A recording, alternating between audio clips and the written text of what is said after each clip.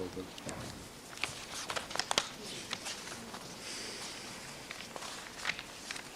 This is 6 pages. 6 pages, thank you. Mr. Scheck, you're familiar with that?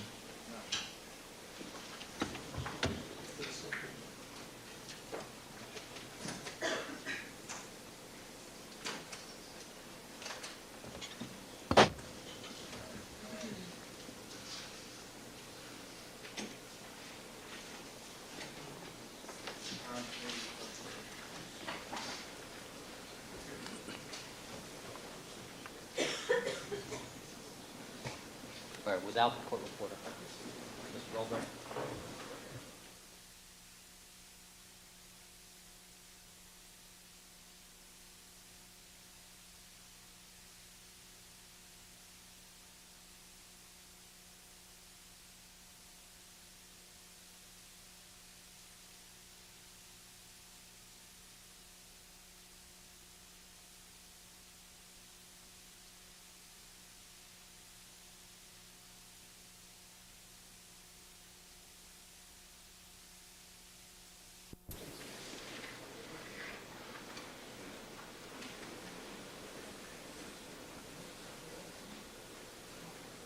All right, thank you, counsel. Proceed.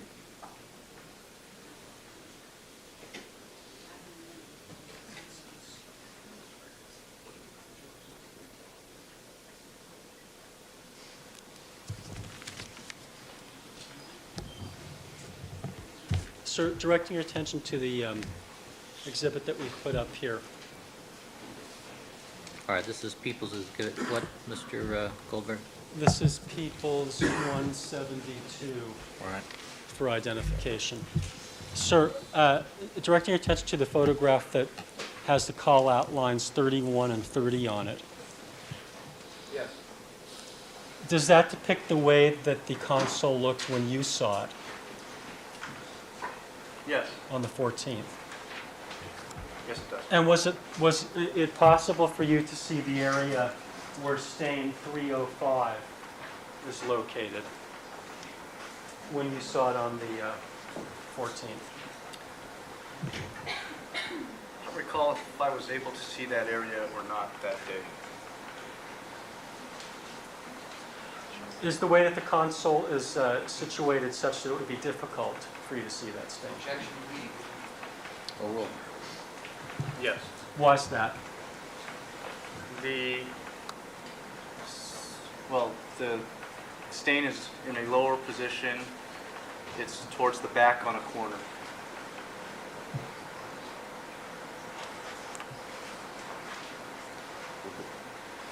Sorry. Okay, now, do the various stains that are depicted on this exhibit represent every single stain that was in the Bronco that you saw on the 14th? No. These are just a selected portion of the stains. Yes.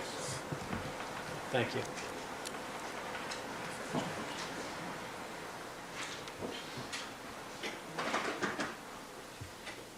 Maybe we could just move the board down so that the jurors could look at the photo that has 31 and 30, and also the photo that has 305 in it. Yes.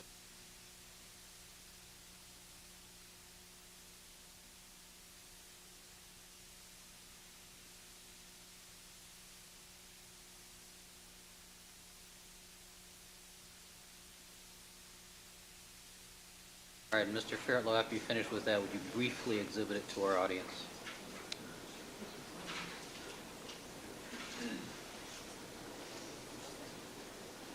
Mr. Goldberg?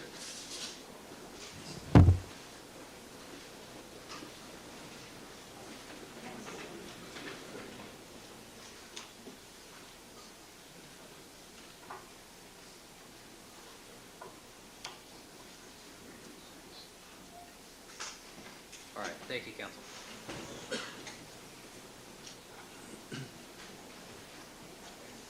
Mr. Goldberg.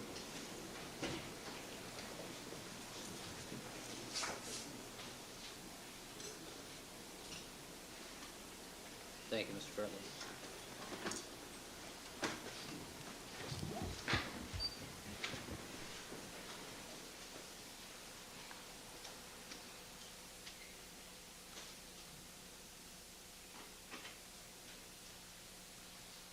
And the stains that you looked at for Ms. Clark in July, were those visible from the exterior? One I remember was visible from the exterior. Some of the others that we saw today were not. Okay, but at least one was. Yes. Now, I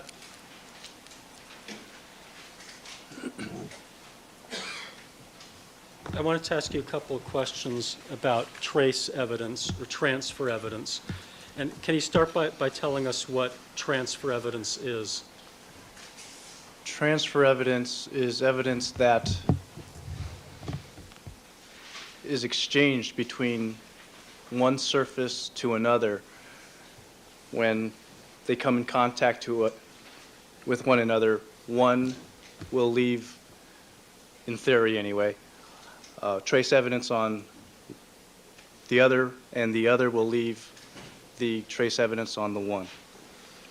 Now, can transfer evidence occur without direct contact, It can occur, but it's rare, generally speaking? generally speaking. Now, suppose hypothetically that the coroner's, back at the Bundy crime scene, the coroner's white sheet was placed down over the blanket that had been on Nicole. And then on top of that, there was a plastic sheet that was put down, and that occurred before Ron Goldman was put on the plastic sheet. Would you expect, given that hypothetical, there to be any transfer evidence from the blanket to Ron Goldman? No, And is that because they weren't in direct contact? that's correct. Now, if hypothetically there were saliva from the defendant that had been dried on the white blanket, could that saliva somehow float down the entire crime scene and hit the red gate and turn red? No,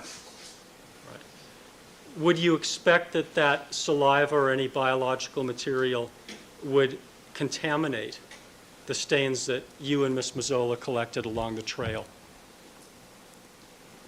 given your hypothetical, no. And is there any scientific explanation as to how it conceivably could contaminate the trail stains? Calls for speculation. Not finished. But not the substrate controls, or the areas from which the substrate controls were taken. No foundation beyond this Sustained. witness's expertise. Sir, what is the purpose of the substrate controls again? The substrate control is mainly used to detect if there is some form of contamination present on the substrate. It's also used to test or detect whether our instruments and materials we're using to collect the samples are clean and not contaminated. And in the case of the items along the trail, did you or Ms. Mazzola take the substrate controls from an area that was immediately next to the stain itself? Yes.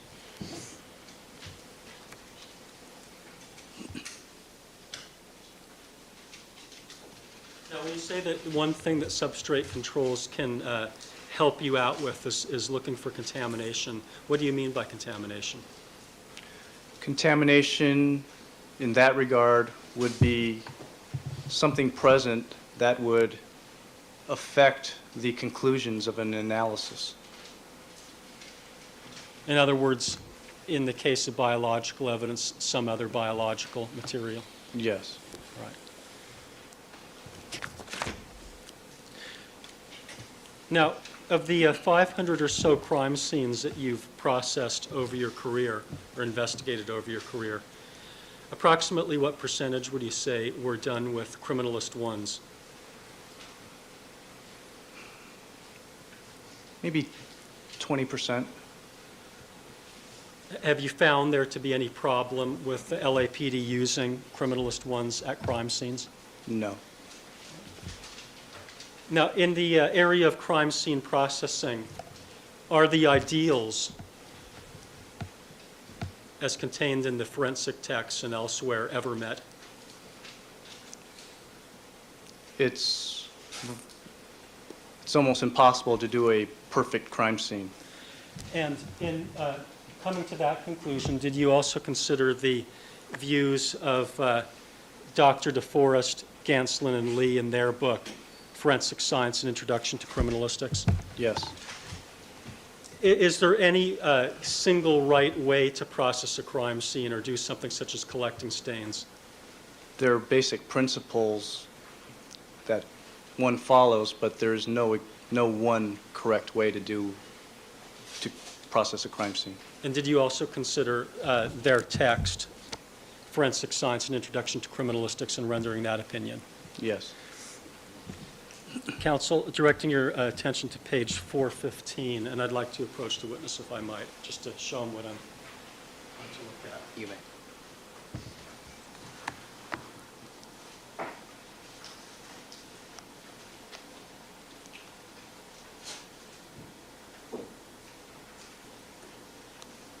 Mr. Scheck, do you have the passage?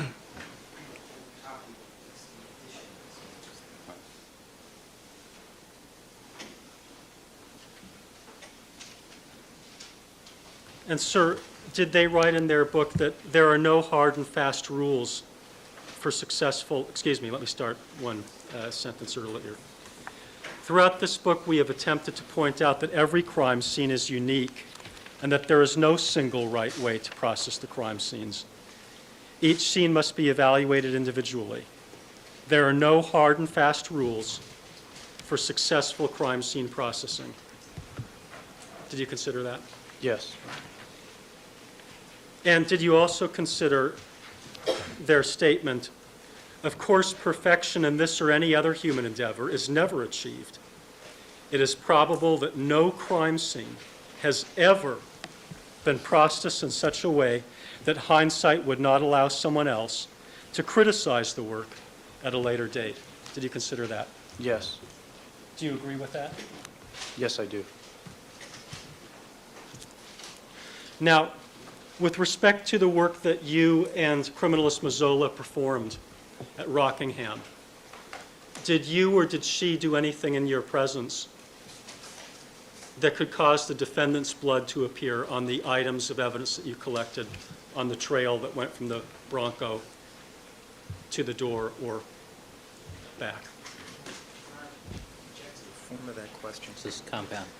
Did you do anything, sir, or criminalist Mazzola in your presence do anything that could cause the defendant's blood to be on that Check trail? also because it's calling for this witness's conclusions of that evidence. Right, that's still for which there's no compound. foundation. I'll break it down. Did you do anything? No.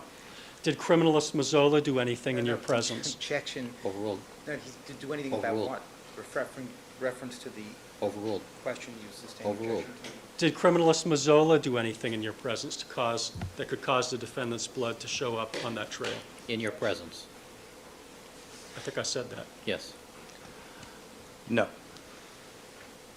And sir, did you do anything that could have caused the defendant's blood to show up in the Bronco? No. Did you do anything which could have caused Nicole Simpson's blood to show up in the Bronco? No. Or Ron Goldman's? No. Did criminalist Mazzola do anything which could have caused the defendant's blood to show up in the Bronco in your presence? No.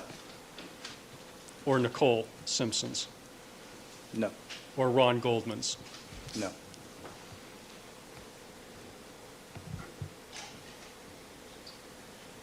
Did you do anything, sir, at the Bundy crime scene that could have caused the defendant's blood to show up along the trail and on the rear gate? No.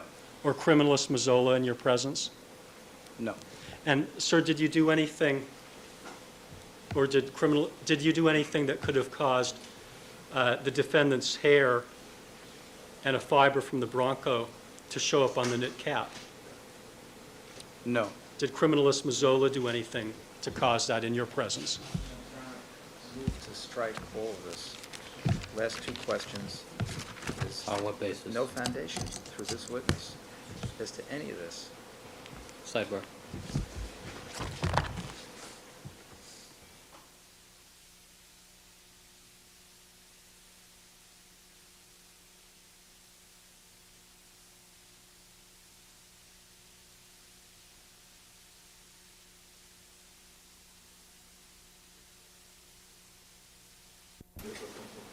Well, let's take a brief break to switch gears.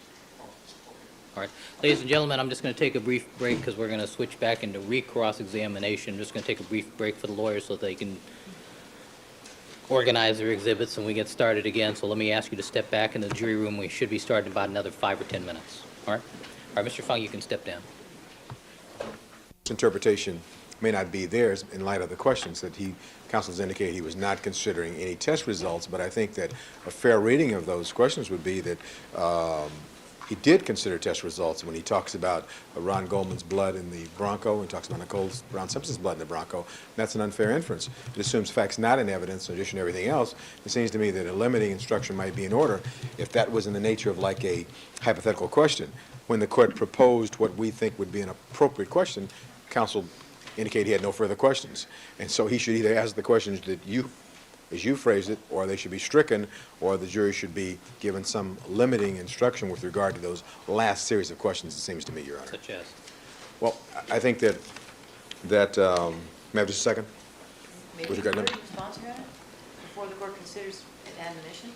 Well, give me just a second.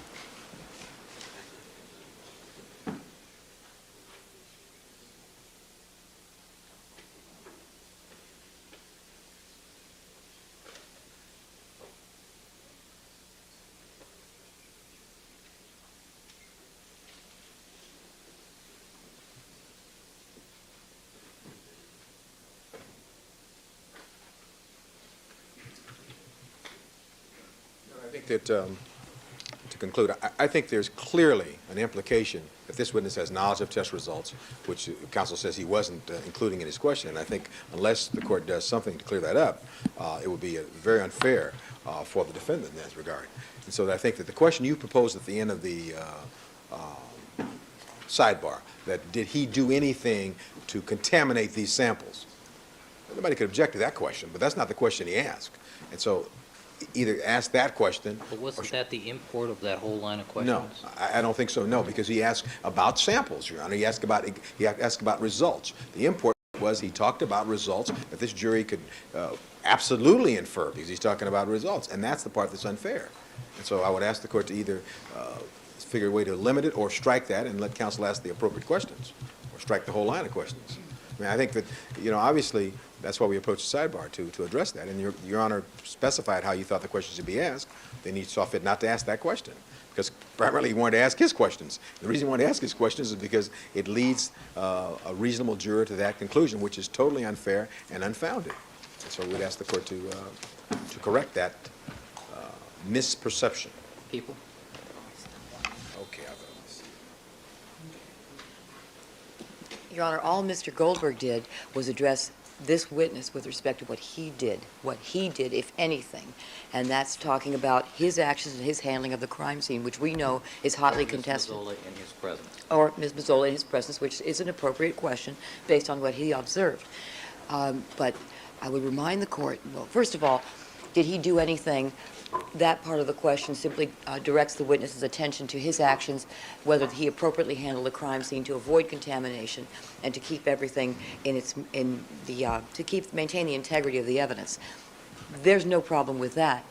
And then further, with respect to cause this kind of result is simply a hypothetical. But I would also remind the court that the defense went extensively into hypotheticals concerning how Bronco fibers could have been deposited on the cap, and how the defendant's hair could have been deposited on the cap or on Ron Goldman, and how they could have been transferred as a result of this blanket that somehow as bizarre as this theory seems, and I can't believe any reasonable juror will ever buy it, nevertheless, the defense has attempted to sell to this jury, through their hypotheticals, that this blanket was waved around the scene like a matador would in an arena, and that somehow particles flew off of that blanket and magically landed, one on Ron Goldman and another on the cap, and I mean, kind of crazy stuff, but that's what they've been trying to do. And they've been doing it repeatedly, specifically with respect to the defendant's hair could have been on the blanket, the bronchial fibers could have been on the blanket, and they could have wound up here and they could have wound up there because of this, that, and the other. So the defense has done that very thing. Now when we come back, and in the most mild and muted form, come back with a hypothetical concerning this witness's handling of the crime scene collection procedures used, they're screaming bloody murder, and it's not appropriate. They don't have the right to. Bad choice of words. Yes. That's exactly what we have here. As a matter of fact, though, what Mr. Goldberg asked of the witness is, did you do anything? What have you done in terms of this crime scene? And it goes to the very heart of the matter. The defense is claiming that all of this contamination, quote unquote, occurred as a result of what Mr. Fung did or didn't do. He's addressing the matter head on. I did nothing to cause the contamination, and by way of hypothetical, by way of example, to cause this blood to be here or some blood to be there. I think that we are really, after the defense has laid out these results in their own hypotheticals, for them to complain that we have answered the hypotheticals that they have raised is absurd. Cat's out of the bag, so to speak, if you will, and these results are going to come in eventually, not so eventually actually, with the forthcoming witnesses. It's going to happen. You know, why? I don't even know why we're arguing about this right now, because the thrust of the question is what he did and how he collected the evidence at the crime scene. There's nothing improper in the questioning, and there's no misleading evidence misleading information in it.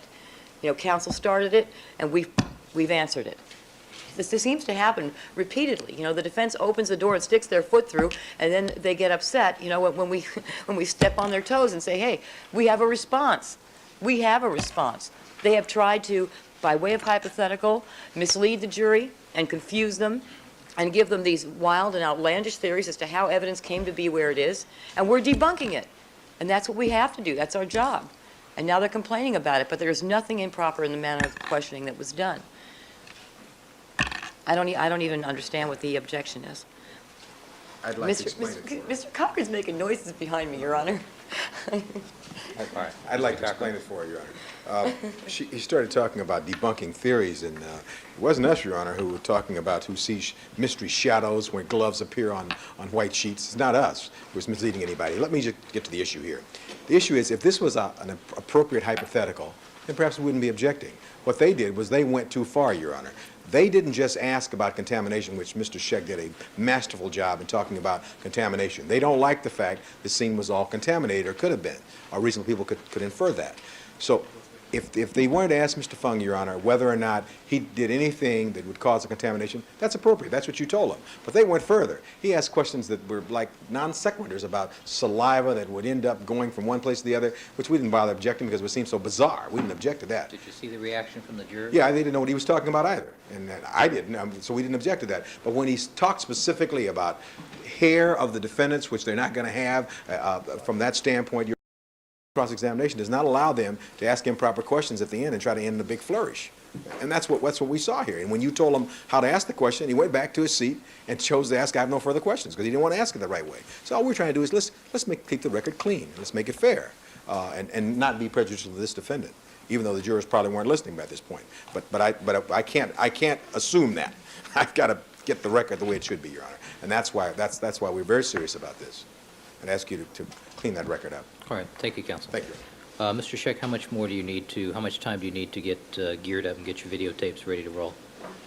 10 minutes? It's the only reason I said that is I'm sure I won't finish this afternoon. Oh, I know you won't finish this afternoon, but let's assume that you got 10 minutes to get your tapes together. Yeah, I have 10 minutes to go to 4:30 is no problem. Okay, all right. No, we're going to take about 10 minutes so I can get rid of a few things, and then we'll start at 4:40 or so. And some of the jurors in our lineup have doctor's appointments, so we may only get to 3 of them today. Okay. Just go once more on one other matter. That I want you to No, consider. you're taking It's away- about the jury. Well, I'll do it. You're taking away from Mr. Scheck's time to prepare. No, I won't. It's about the presence of the defendant at the hearing, at the appropriate time. You asked about a case, and I wanted to share something. All right, well, share it with me when we take our 10-minute break. Fine. All right, thank you.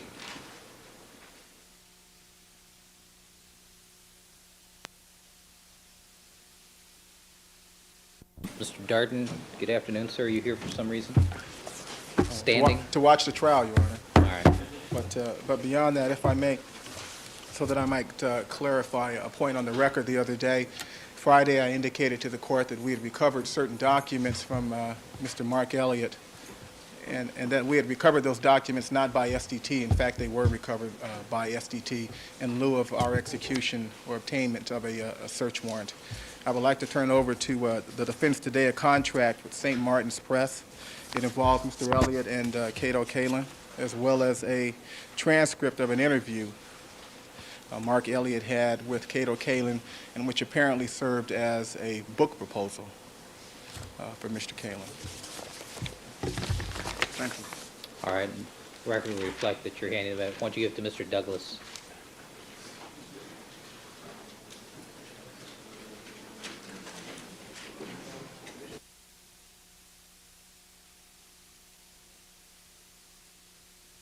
Darden, you indicated that the copies of the, what was it, 20 tapes of interviews with Mr. Kalin that you turned over to the court? Yeah, the court has 15 or 16 audio 15 or cassettes. 16. You indicated that those can be turned over to the defense for their copying, correct? Yes, Your Honor. All right. Thank you. All right, Mr. Scheck, are we ready? All right, let's have the jurors, please.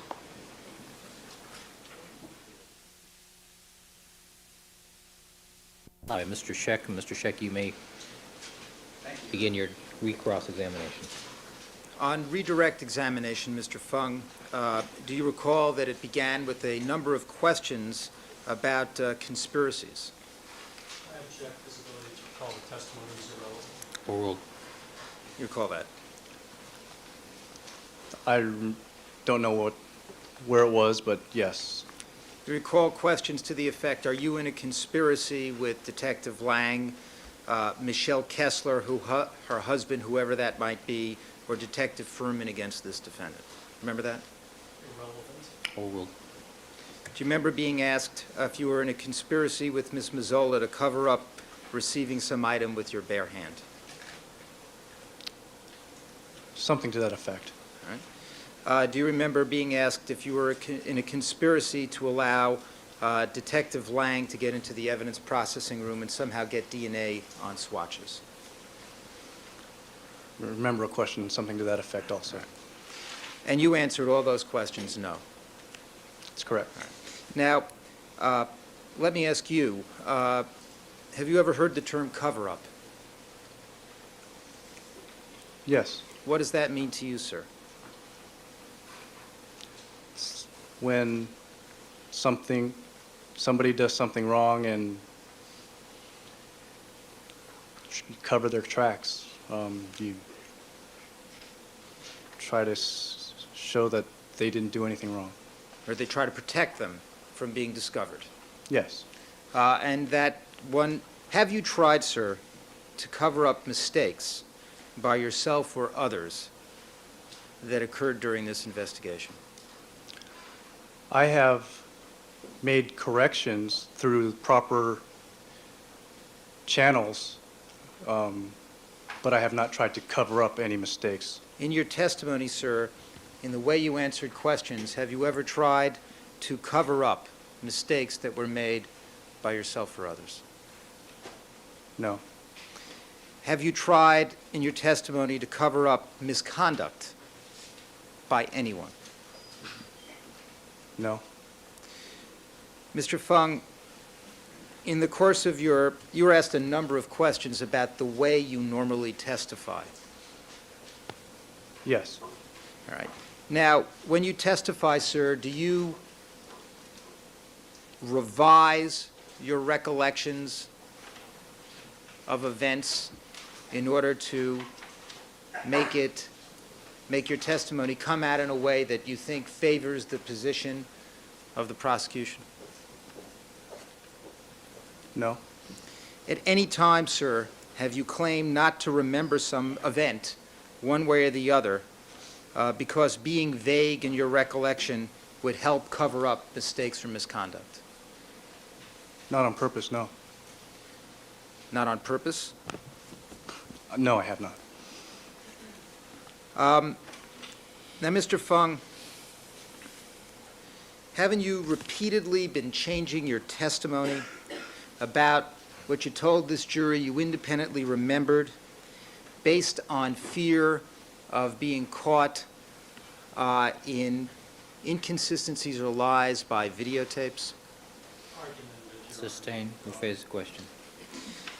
Have you repeatedly changed your testimony about what you independently remember based on looking at videotapes?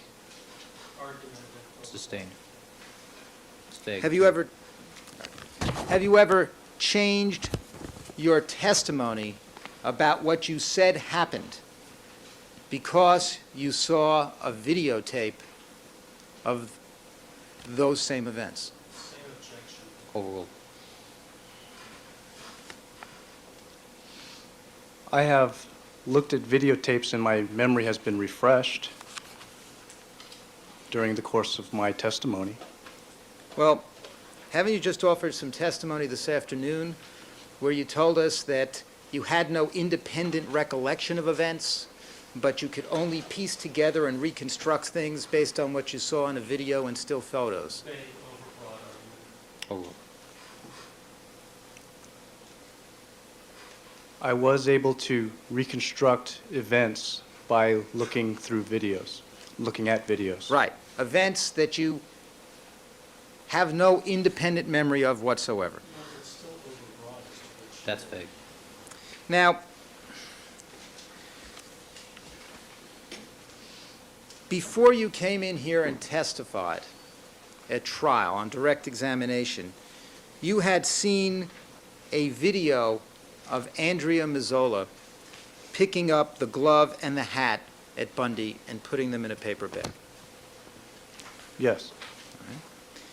And so when you came here and testified at trial, you did not testify that you had seen, that you yourself had collected the hat and collected the glove and put it in a paper bag. It's unintelligible in the way that it's phrased. Sustain. Rephrase the question. Did you testify at this trial that you had picked up the hat at Bundy and the glove at Bundy and put those in a paper bag for later processing?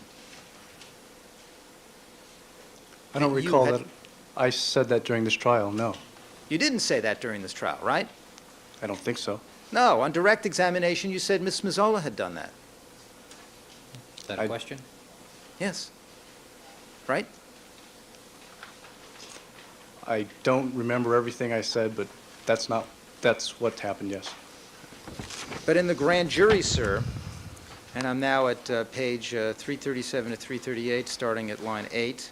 All right, hold on.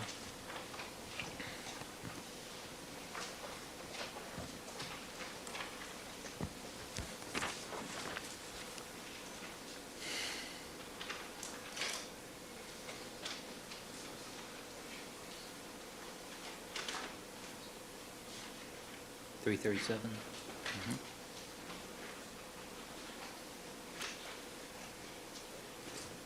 At what line? Actually, I'll start on line 23 to save time. Question: in photographs A, B, and C, do they actually depict the glove in the location and condition you found it? Answer: yes. Question: what did you do with respect to that glove? Answer: initially, I measured to see, to locate where it was found, documented that location, and then placed it in a paper bag for later processing. You asked those questions, did you give those answers? Yes, I, On the scope of the redirect, Your Honor. Oh, the answer will stand. Now, you testified, sir, that when you went into the grand jury, that you did not have an opportunity to have extensive conversations with Ms. Clark about your testimony. Yes. Overruled. Did you have any conversations with Ms. Clark about your testimony before you went into the grand jury? Only a brief conversation. And you were testifying on June 22nd, Or thereabouts. and that was only 9 days after this collection that occurred at Bundy. Yes. And the events certainly, sir, were fresher in your mind on June 22nd than they have been when you've been testifying at this trial. Yes. And because you hadn't spoken with Ms. Clark before you went into the grand jury and you were going to be asked questions, you wanted to make sure that your testimony was as accurate as possible about what you could remember. Overruled. When I testified at the grand jury, I wasn't trying to mislead anybody, and I was trying to tell the truth. Trying to be accurate. Yes. And your memory was fresher than it is here today. Yes. But you told us on redirect examination that you have this habit of saying, I did something when testifying, even if you didn't do it. When I am working in a team and I am the supervisor of that team and I'm calling the shots, and I tend to use I when asked questions of procedure. Well, wait a second. I thought that one explanation you gave for why you said I in the grand jury was this concept in working as a team, correct? Yes. Well, didn't Mr. Goldman ask you other questions about testimony at this trial, about your habit of saying I did something when in fact you didn't do it, but someone else did? It's irrelevant what questions I asked. Overruled. He did ask questions to those effect. Is that a habit that you have all the time, sir, that when somebody asks, what did you do, you tend to say, I did it even if you didn't do it? I have gone over the grand jury testimony and other testimony in this trial, and I have found that that's what I tend to do. When you testified at the grand jury, I'm now at page 379, line 8, where you asked these... Hold on. Mr. Goldberg?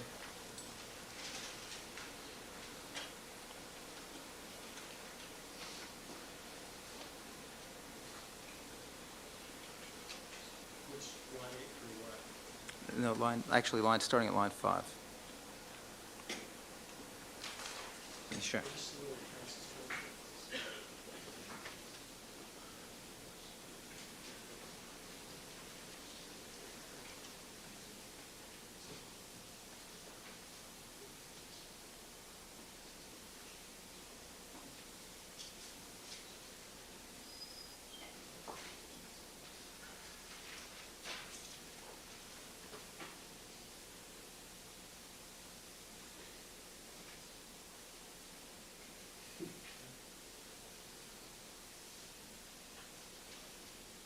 Proceed. Thank you, Your Honor. Question. Were the blood drops next to those shoe prints? Your Honor, I'm going to object to this. We've already gone over this twice. It's asked and answered. Overruled. Were the blood drops next to those shoe prints? Answer, yes, they were. Question. Did you attempt to retrieve and preserve the blood found in those blood drops? Answer, yes, I did. Question. What did you do? Answer, I transferred the blood drops onto cloth squares or cloth swatches. What I did was wet the cloth swatches with distilled water and then applied them to the stain, the red stains, which are later determined to be blood, and they were transferred in that method. Were you asked those questions? Did you give those answers? I didn't check because this isn't inconsistent. Overruled. Yes.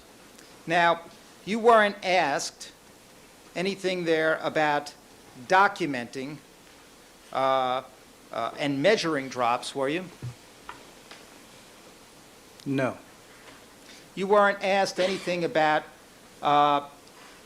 mental processes, were you?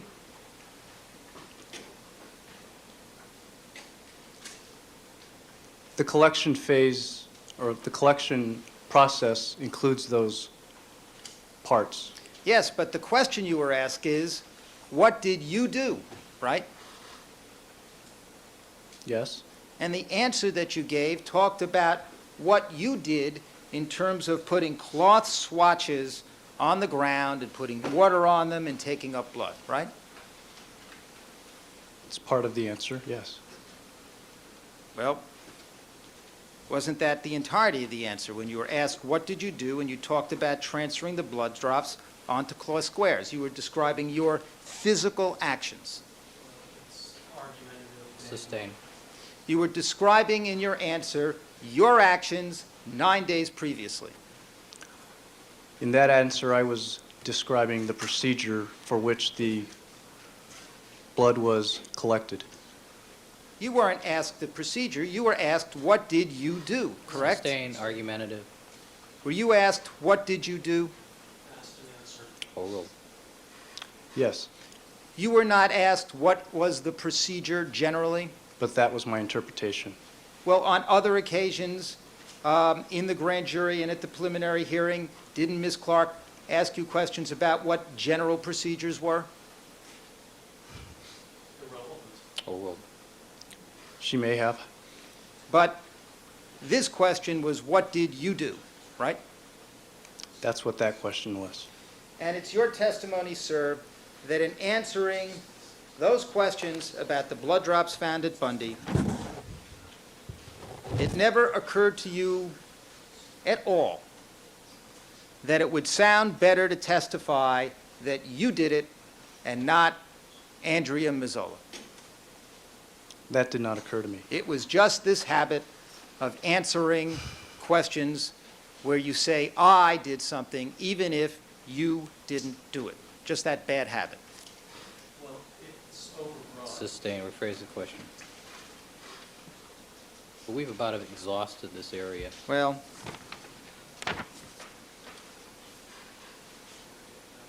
just do one more. Quick one. One quick one. One quick one. Now, with respect to the red stain on the Bronco, I'm at the grand jury, page 390, line 6. Question: how did you recover them? Certainly. Hold on. 396, which ones? Line 6. This question, sure. Do you have it in front of you, Mr. Fung, by chance, your grand jury testimony? No, I do not.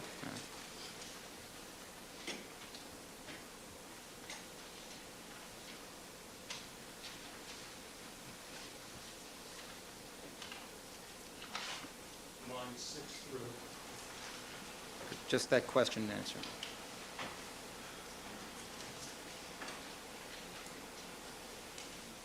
Line 6 through line 8.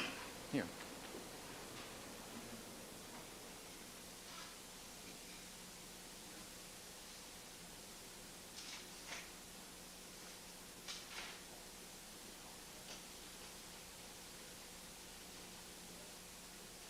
Your Honor, I went into this, counsel went into this, I think it's the third time. One last question.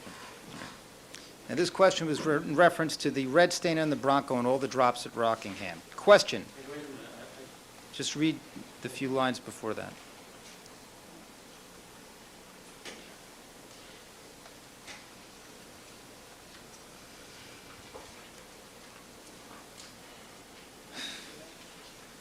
Proceed. Question: how did you recover them? Answer: I recovered them in the same manner described before, where I would wet a wet cloth swatch or several cloth swatches if needed, apply it to the red stain, and then let the stain transfer onto the cloth swatch. Were you asked those questions, and did you give those answers? Yes. And the fact is, sir, that the only stains where you took a cloth swatch and put them onto the ground were numbers 55 and 56 two footprints at Bundy?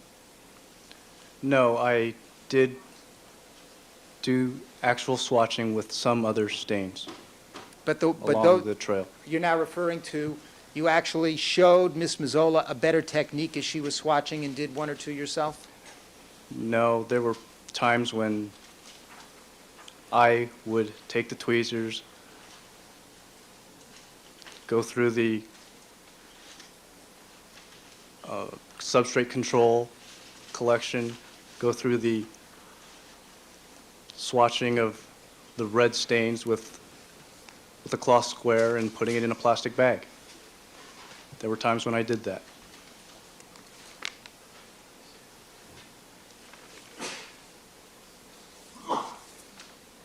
Didn't you tell us previously, sir, that it was Ms. Mazzola that did the swatching of those stains at Bundy? Sustained. Now, you were asked on redirect examination that at the preliminary hearing, you actually mentioned Ms. Mazzola. Yes. And you were asked questions about how you were not in any way reluctant to reveal what her role was in the collection of evidence when you testified at the preliminary hearing. I did reveal her that she was part of the search team, yes. Well, but you were in no way reluctant to reveal how much of the collection and swatching she actually did. No, I was not. And Mr. Goldberg read you part of this. I'd like to read the rest of it from the preliminary hearing. That's the council's commentary. That's to be stricken. I'd like to read you a segment from... Wait a minute. All right, proceed. Preliminary hearing, July 7th at page 39, starting at line 17.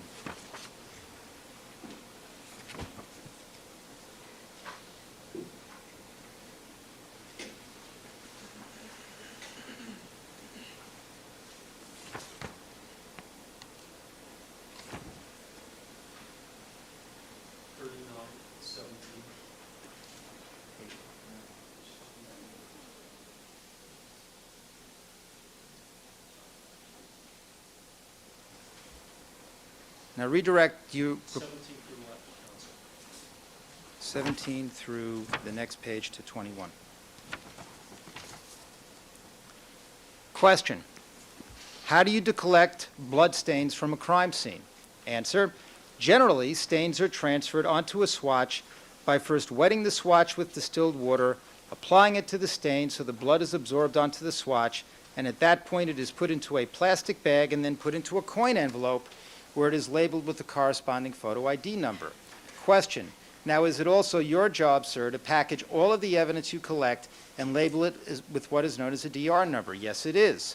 And did you do so in this case? Yes, I did. Now, I'm directing your attention to items number 1 through 8. Did you prepare a report documenting what items numbers 1 through 8 are in this case? Answer: yes, I did. Did you collect them, sir? Answer: I did, along with my assistant criminalist, Ms. Mazzola. Question: now, that, up to that point, do you recall Mr. Goldberg reading you that on redirect examination? Yes. All right, let's read the rest. Question: is that another criminalist with the Los Angeles Police Department? Answer: yes. Question: do you usually send 2 criminalists to a crime scene? Answer: not always, no. Question: what was this criminalist doing with you on that particular day? Answer: she was there to learn how to process crime scenes. Question: you were showing her how it is done? Answer: yes. When you asked those questions, did you give those answers? Yes. And when you said that she was just there for you to show her how it is done, were you trying to convey at the preliminary hearing on national television that you did most of the work and she was just there observing? Your Honor, this was gone into on cross, and it hasn't, and I didn't ask about this quote on redirect, so it's... Overruled. That was not my intention when I answered those questions. That All right, Did- counsel, we're beyond their time now. All right, ladies and gentlemen, as far as the jury and presentation of evidence in court today, we're going to stand in recess. However, as I indicated to you, I'm going to be talking to some of you this afternoon, one at a time. So as far as the presentation of evidence is concerned, we will stand in recess. Mr. Fung, you may step down. You're ordered to return tomorrow morning, 9 o'clock. All right? And we'll take a 10-minute recess to recycle. I want to see counsel over at the sidebar with the court reporter, please. Mr. Blazer, and Mr. Cochran, people represented by Mr. Darden and Mr. Goldberg. The jury is not present. Counsel, late yesterday afternoon, I received a package of test materials from the LAPD SID lab, some new lab notes or whatever that I've copied. And Mr. Goldberg, Mr. Scheck, if you'll approach, I'll give you each a copy of these.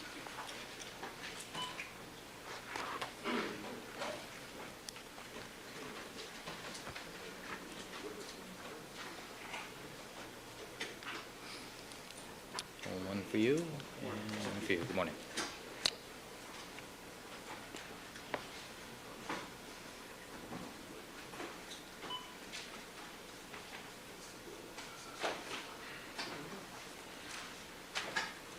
All right, counsel, anything else we need to discuss before we invite the jurors to join us?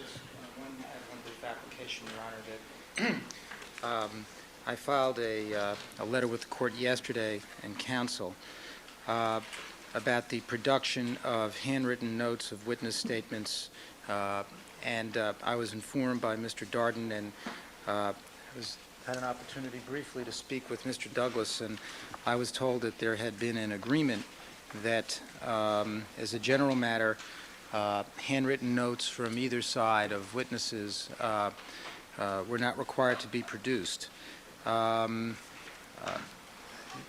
But as I indicate in my letter, however, I have one particular concern that I think goes beyond just the general agreement, and that is I'm concerned that with respect to the communications between Ms. Clark and Mr. Fung with respect to this visit to the Bronco on July 6th, because I think the state of the testimony is that he's testified that she sent him to look for red stains on the Bronco on July 6th. The question is, are there any notes in existence regarding that? And if there, and some representation with respect to when it was that he reported to her, if that happened, and I thought we covered this already. No, I'm talking about from the prosecution. In other words, I know what the witnesses said, and the witness's testimony, I think, is contradicted, and there's a contradictory statement to the investigator from the LA Police Commission. All that I'm saying is that I think that there is an obligation to correct the testimony or to reveal impeaching testimony, and I don't want to be in a position where they've looked at their notes or they thought about what it is and they've made some decision that they really don't have to reveal it. I think that this is a sufficiently troubling area that we ought to have something stated on the record so we know what the prosecution's position is. Mr. Darden? Your Honor, we are well aware of our responsibilities under Brady with regard to impeachment material. And as for the agreement between Ms. Clark and Mr. Cochran and Mr. Shapiro regarding attorney's notes, there have been many occasions during the trial when we would have liked to have had defense counsel's notes. We have lived up to our obligations under that agreement, and this is an issue I thought that we were going to discuss this afternoon with Mr. Cochran. That is the issue regarding our prior agreement that attorney's notes will not be discoverable in this case. All right, well, my inquiry is simply this, counsel. Are there any notes or reports regarding the visit to the Bronco by Mr. Fung at the request of Ms. Clark during the preliminary hearing, roughly July 6 or 7-ish? Okay.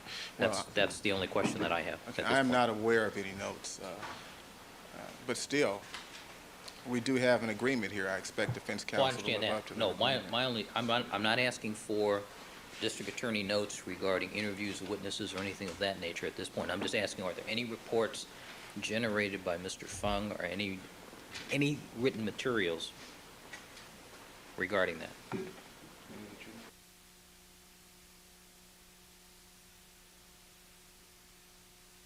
Analyze the evidence report, which has already been introduced. We know of no others, but we All right. will check. I'll accept that representation. Your Honor, my application is putting aside notes. And I realize Ms. Clark isn't here, so maybe we should just, move on and we could take it up at a break, although I would like to finish with this witness, and I know the court does. No, we are going to finish today. I know. All Hopefully right, this well, then morning. let's proceed. When Ms. Clark arrives at the first morning break, we'll inquire of her, and we'll do it that way. All right, let's have the jurors, please. Just one other matter. Hold on. The court probably doesn't want to take this up right now, but counsel has been asking me about the order of witnesses, and I've been trying to tell them. They seem to ask me almost every day. But one of the hitches is we have the issue as to the scope of Mr. Yamauchi's testimony, and we've tried to resolve it informally and not been able to. And we could significantly change our strategy in terms of how we're going to put on the scientific portion of the case, depending on the resolution of that issue.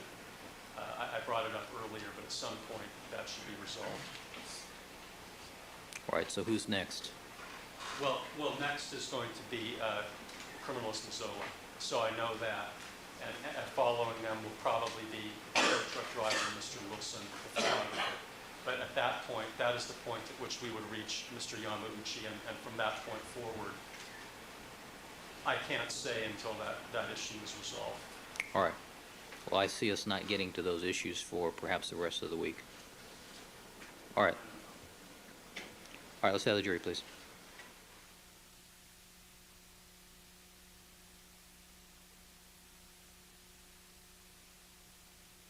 The witness stand. Mr. Dennis Fung is on the witness stand undergoing recross-examination by Mr. Scheck. Good morning, Mr. Fung. Good morning. You're reminded you're still under oath, sir. And Mr. Scheck, you may conclude your recross-examination. Thank you, Your Honor. Good morning, ladies and gentlemen of the jury. Good morning, Mr. Fung. How are you, sir? Good morning.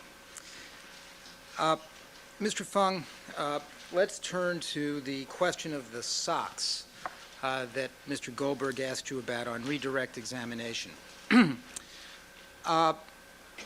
Now, is one of the habits you have when you testify to use a selective memory? No. Do you have a habit of being vague when you think it's going to help the prosecution's case? No. Do you have a habit of being specific when you think it's going to help the prosecution's case? I answered the questions to the best of my ability. Now, you testified yesterday, you were asked, did you do any close visual examination of the socks when you picked them up? And you answered, no, not a close one. Recall that. Yes. Now, you have a specific recollection that you did not look very carefully at those socks.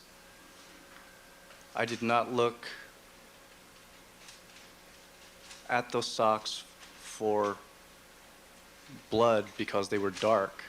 And, I mean, a specific laboratory type analysis was not done at that scene for the presence of blood. My question to you is a simple one, sir. Do you have in your mind a specific recollection that you did not perform a careful visual examination of those socks? Yes. Now, you went there looking for, on Rockingham on the afternoon of June 13th, you were looking for bloody clothes. Yes. And the socks, you say, were out of place. Yes, they were. And you were concerned, were you not, that they might have been socks worn by the assailant. That was the prosecution's theory.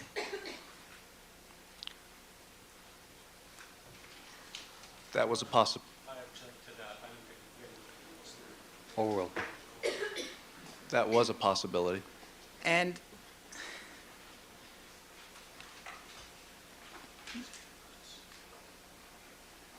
do you think, sir, that it would be very helpful to the prosecution's position for you to remember a careful visual examination of the socks? Speculation, sustained. Now, you were asked some questions on redirect examination about the timing of your collection of the sock. Yes. And you're asked by Mr. Goldberg, question, now when you were at the Rockingham location, you saw a pair of socks in the master bedroom. Answer, yes. Question, and can you tell us whether you collected those between the collection of item 12 and item 14 by looking at your crime scene identification checklist? Excuse me. Answer, it was collected within that time frame. I don't know if it was collected in between those two times, though. Question, what are the two time frames? What is the time frame for 12? Answer, the time frame is 4:30.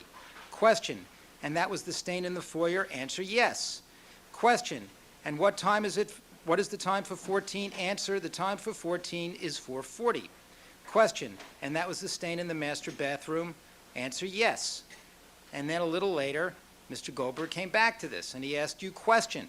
Now, I just want to make sure I understand your testimony.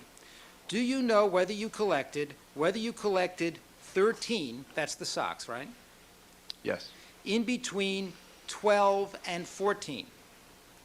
Answer, I know it was in that time frame, but I don't specifically recall, nor can I tell from my notes if it were. Question, for sure? Answer, for sure. Question, but it was in that general time frame. Answer, yes. Remember being asked those questions and giving those answers. Yes. Now,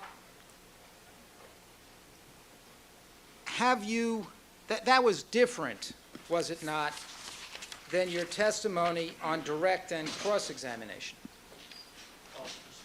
Sustained. On direct examination, Page, line.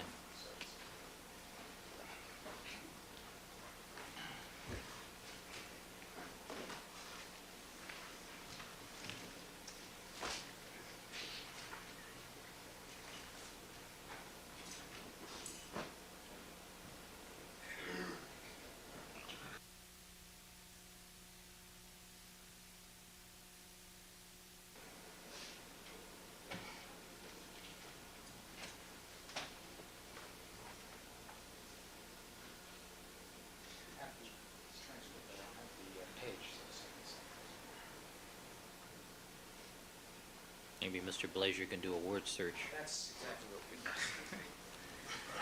It's these computers, you print them out and sometimes you don't get the exact page.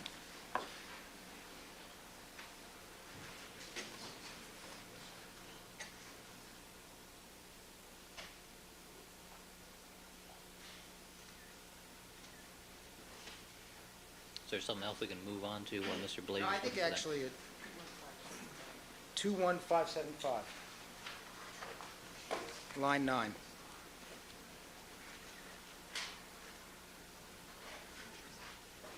Ready?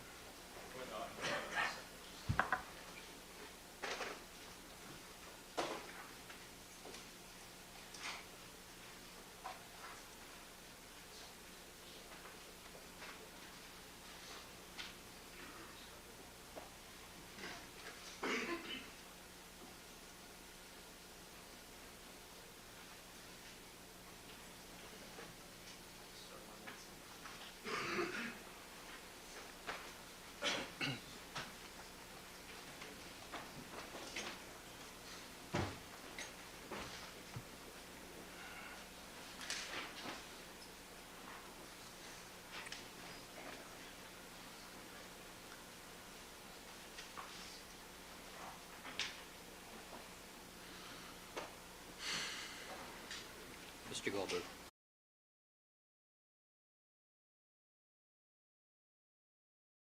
So I believe it was your testimony on direct examination that you collected the socks sometime between 4:30 and 4:40. Answer, about then, yes.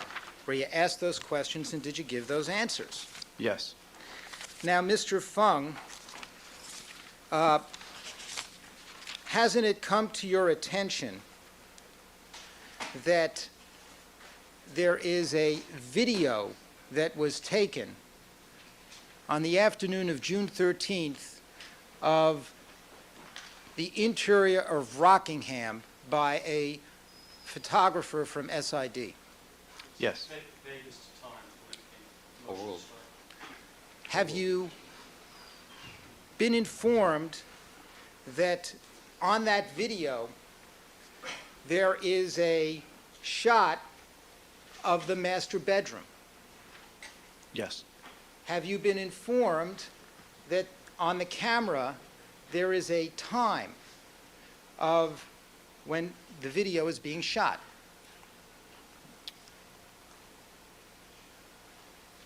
I believe there was a time present. So you've seen that tape. Yes. Your Honor, I would ask that we be permitted to show a segment from that tape. I didn't hear what you just said. I'd like to show a segment from that tape, and I'll show it to counsel. What's the evidence number on this one?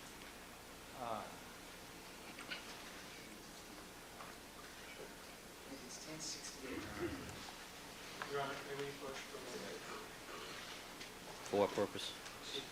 It's a defense exhibit already marked, 1068. Yes, I realize that, but counsel did not give us advance notice that they wanted evidence. And there is, I'm not objecting necessarily to playing the tape, but there is one portion of it in terms of the time. I'll show him. I'd like to discuss that sidebar. As to the accuracy of the time, Right. I don't know if the time code is on this one or not. Mr. Scheck, does 1068 have the time code on it? Okay, then we need to approach. All right, with the record reporter, please. One attorney from each side.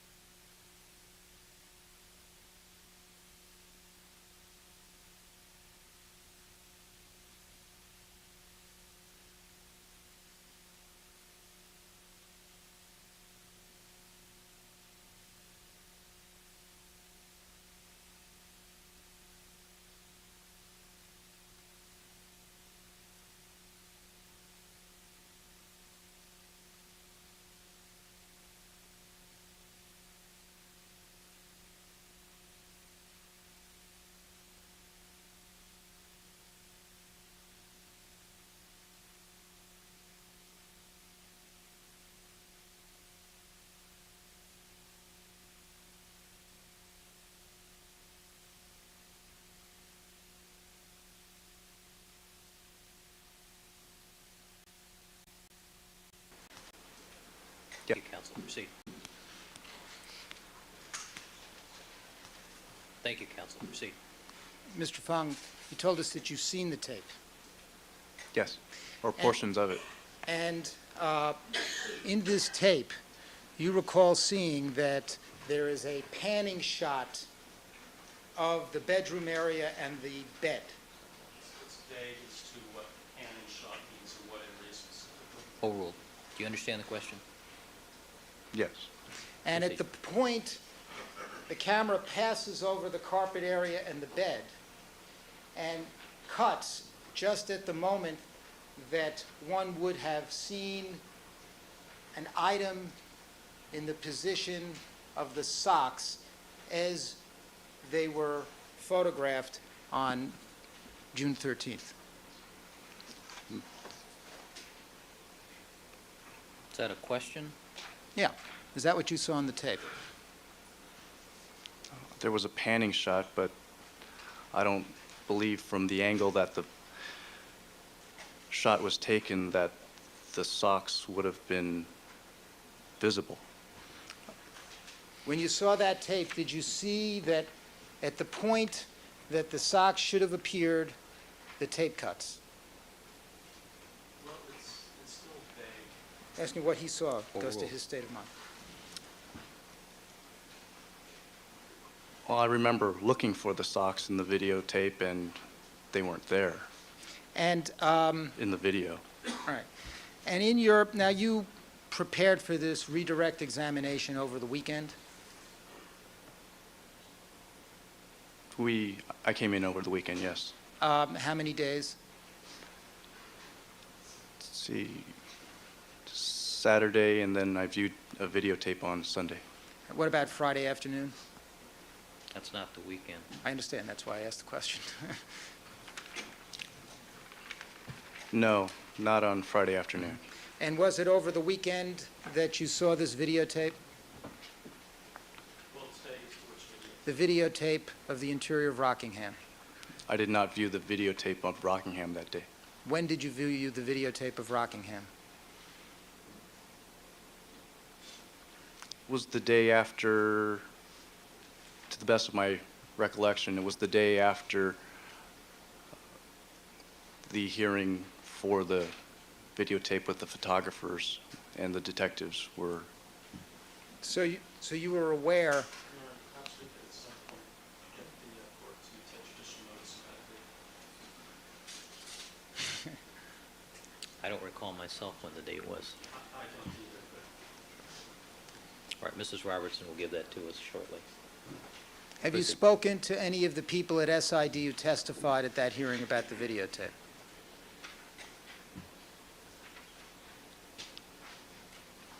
In what regard?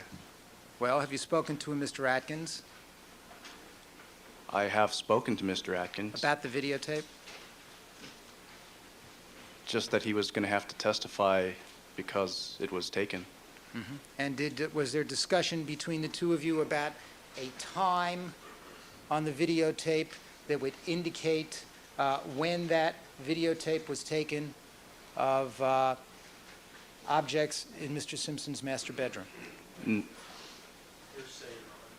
Your Honor. Or was there a discussion of that, yes or no? No. And what about with a gentleman named Ford? Yes. And do you know if he testified at the hearing? I believe he did. And did you have a discussion with him about the time on the videotape where it depicts items in Mr. Simpson's master bedroom? No. In your preparations for redirect examination with the prosecutors, did you have a discussion with them about the times on the videotape which shows items in Mr. Simpson's master bedroom?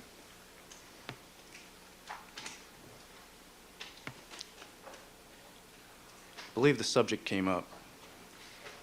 And when the subject came up, did they press you to change your testimony that the collection of the socks happened between 4:30 and 4:40?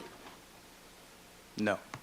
Did they press you to say that your collection of the socks was not necessarily after item number 12 and before item number 14? No. In other words, your testimony on redirect examination that you're no longer sure if the socks were collected between 4:30 and 4:40 was just something that you decided to say on redirect examination without any consideration of the time on that videotape. It's arguing that it's Oh, well. My testimony then was, and still is to the best of my memory. Is that your answer? Yes, it is. Well, isn't there a difference between the way you testified about the time in which the socks were collected and the order in which the socks were collected on redirect examination versus your direct examination and cross-examination? Well, with respect, Sustained. Well, you had read to you questions and answers of what you said on direct, Yes. and you had questions and answers of what you said on cross-examination about this. During some portion, yes. I just did that with you now, right? Yes. And then on your redirect examination, do you not concede, sir, that your testimony changed? Argument calls for speculation. Overruled. I answered the question with different words, yes. Well, the different words that you used were a change in when the time, withdrawn. The words that you used constituted a change in the time that you could have collected the socks. I object, that mistakes the evidence, there was no change in time. Sustained. Rephrase the question. When you answered on redirect, you were now saying that you did not know if the socks were collected in between 4:30 and 4:40, right? Mistakes the testimony. Sustained.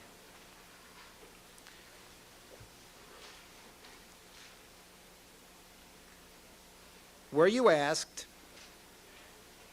question, and can you tell us whether those between the collection of item 12 and item 14, by looking at your crime scene checklist, answer it was collected within that time frame. I don't know if it was collected in between those two times, though. Question, what are the two time frames? What is the time frame for 12? Answer, the time frame is 4:30. Question, and that was the stain in the foyer. Answer, yes. Question, and what is the time for 14? Answer, the time for 14 is 4:40. And that was the stain in the master bedroom? Yes. Question. Now, I just want to make sure I understood your testimony. Do you know whether you collected 13 in between 12 and 14? Answer. I know it was in that time frame, but I do not specifically recall, nor can I tell from my notes if they were. Question. For sure. Answer. For sure. We asked those questions. Did you give those answers? That was asked and answered. Overruled. You can answer the question. I was asked those questions. Now, you don't think that that's different than your direct testimony? Sustained. Mr. Fung, is this a habit you have of suddenly becoming vague if you think it's going to help the prosecution's position? Sustained. Now, you were asked some questions on redirect examination about the videos of Bundy and a three-dimensional brown object on the blanket. You recall that? I never,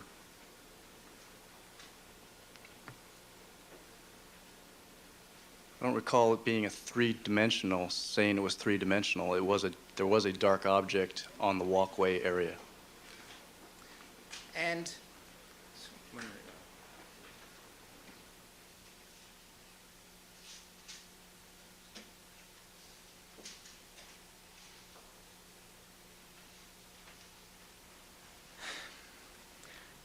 now,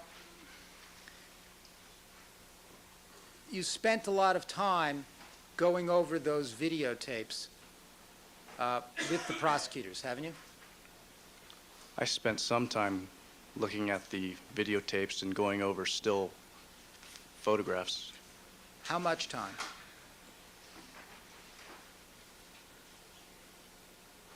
All about a half hour, an hour, maybe. That's all? That's all. From the time you first saw those videotapes to the time you came in here and testified about it on redirect examination, you only reviewed those for a half hour? Well, it's vague as to which video, He said half hour to an hour is what he said. Half hour to an hour. it's still vague as to which video.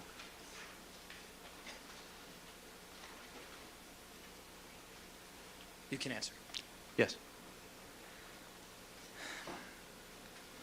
Now, I think you testified on redirect examination that when you looked at the video and the stills, you were going through a process of reconstruction. Yes. And you had no independent memory, withdrawn. And part of that, and in your reconstruction of the stills and the videotape, you had a very specific recollection of putting down a card near a pole at a certain point in time. Well, it's vague and unintelligible as phrased, Overruled. they're just talking about the tape or. Overruled. I had a recollection of putting a card down by the pole. Yeah. I don't think that's a recollection. That's something that I saw happen in the videotape. All right. So in other words, you had no independent memory of exactly what you did in putting down the cards. You just looked at the videotape and looked at still photographs and sort of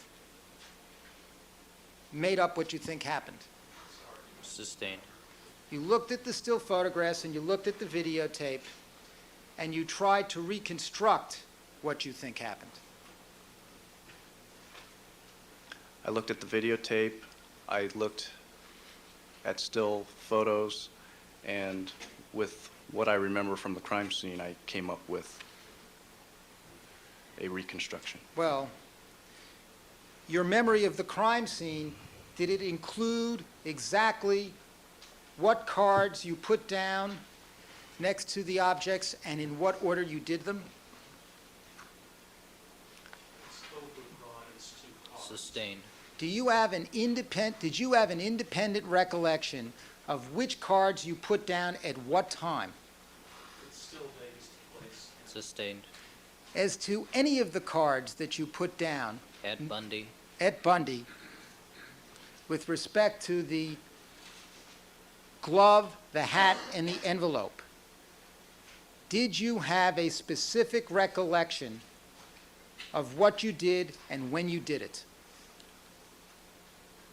I don't have specific recollection as to what exact time it is, but I do know what order I did things in. Well, when you put the cards down, do you have an independent recollection as to whether or not you put a card down in one location and then, before the photographer took a picture, decided to move it to a somewhat different place?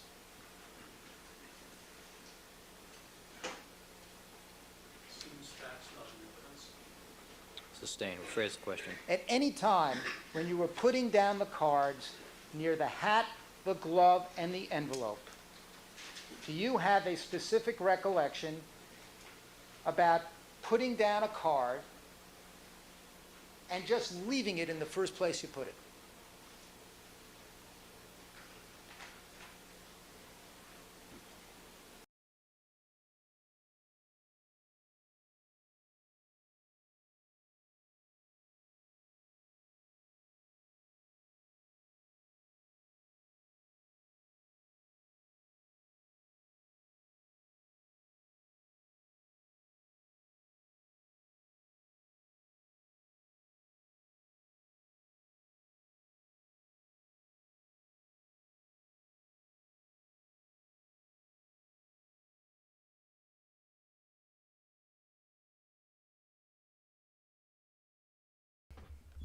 All right. All right, I've got to go through old seeds collection, getting more than actual design. Oh, I turned the microphone on. It should be working now. Before it was not working because I didn't have it plugged in.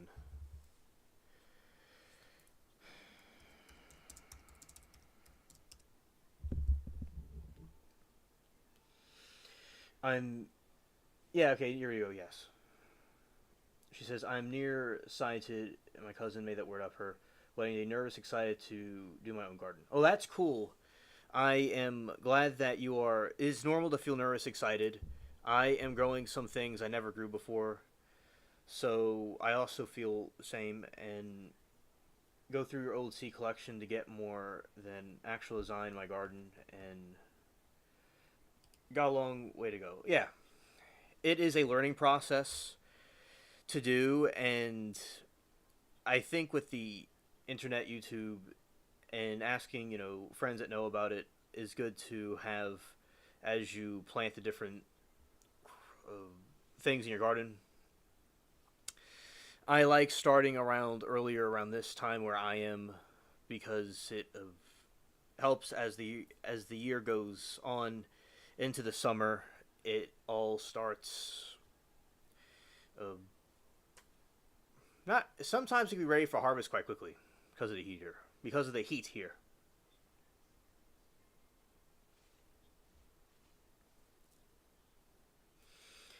Aaron said, also, I'm going to name my things. I've named my sourdough starter and her daughter my second starter. Nice. Nice.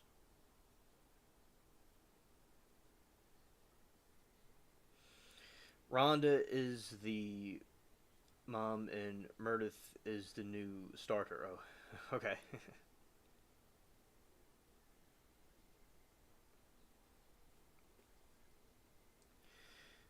I might name my veggies, then it's visiting my kids. Oh, that's cool to name your plants. I've done stuff like that before. And when you name everything, it gives it a personality to it. It gives it like family. I like that idea. There was oh well, Aaron, I scared. I certainly think that I have named like these ornamental plants. And did you know, actually, don't feel too bad, because I have. Oh, by the way, I've named different ornamental plants like the elephant ear plants before. Now, did you know you could talk to plants, and the plants like it when you talk to them? That's what one time one of my friends and I in here were talking about it, and talking to the plant likes it. Like plants like music, yeah, skirt, etc. The you could put these different wavelength readers on a plant, and you can hear it sing, because plants give off these different wavelengths, and they're singing because they connected a machine to it, and it produces like songs. So yeah, the plants actually have more to them than we think. Yes, yes, the plants will like it. So now, have you thought about what you wanted to put in your garden yet? Did you have any ideas? I'm curious. If you told me before, I forgot. Yeah, and I got myself the vegetable pack because to make sure I'm not missing anything, because I already have plenty of seeds. And I just want to make sure I'm not missing anything. So that way I'm not missing anything. And it's been a Oh, that's good, Aaron. That's good to know. Nice. The other things that I was doing was the herbs are good, because a couple years ago the chat suggested the herbs, and that is something that I am glad to finally now grow. Right? Aaron said, but I mostly because I know how to can and preserve them. Oh, yeah, canning and preserving them is a good thing to learn. And pickling too, which canning might be the same thing as pickling. I'm not completely certain if they're the same thing. But I know what canning is. And yeah, that is a way to preserve them. And you could have it if you need to eat it in an emergency. You have the food.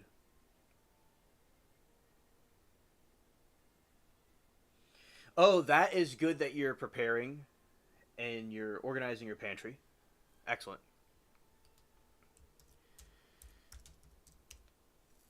Yeah, and the herbs can be used in different tea. So that's something cool about herbs.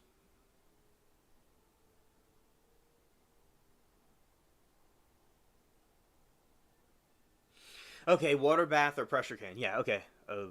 Thanks for explaining. I, uh, with a lot of Japanese food, when that's being made, a lot of that is pickled. It's a way they preserve their food. So, and I understand canning is something else. I like the different snacks you make. I've seen pictures of it, and it looks much better than anything that I've seen. Like just like a restaurant you have there. Yeah, I like how you're making these different foods and interested in this stuff. And I found a hybrid tomato plant, and it grows these gigantic tomatoes that look like a fairy tale. And I was thinking that's good to have if it's a lot of food there if you need it. So I like to look at different types of plants that were created through hybridization sometimes that are natural though. But usually I see they're natural. Oh, nice, nice. It's about eating clean whole foods. Yeah, because a lot of stuff is processed, at the grocery stores, and as I've said before, I think that it is a lot of like broccoli, for instance, is so much greener. It's a dark, dark green when you grow it at home. But the broccoli at the grocery store is like yellowish green. It doesn't look anything like a regular piece of broccoli. So people that can grow their own food or can do stuff like this, it's probably the most healthy way to eat, in my opinion. Oh, okay, interesting, Aaron. That is, you go do that. Yeah, writing and poetry and creative expression, I think, is very important to do.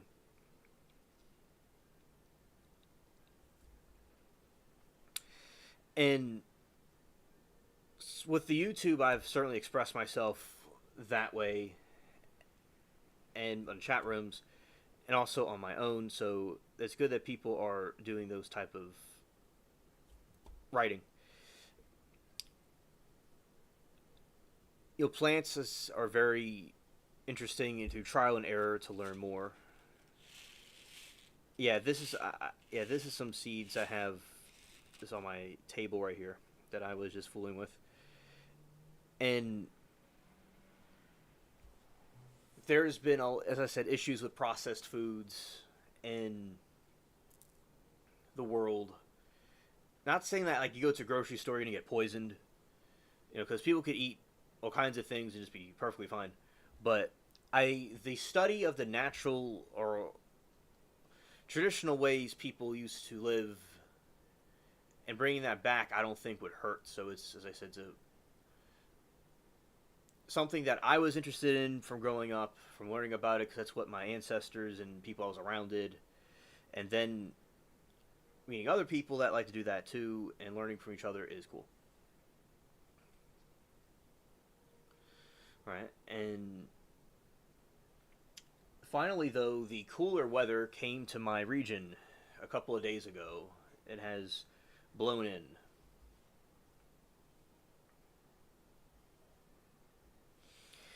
And so it's not cold like where some of you are, but in our realm it's considered cold. Y'all probably consider it in other places that are up north like cooler weather. This is depending on what region you are in. And mint, I feel, does well in this type of weather, in this cooler weather. Because before I was extremely dedicated to YouTube again, like when I went back to it, I grew like mint will come back every year on its own.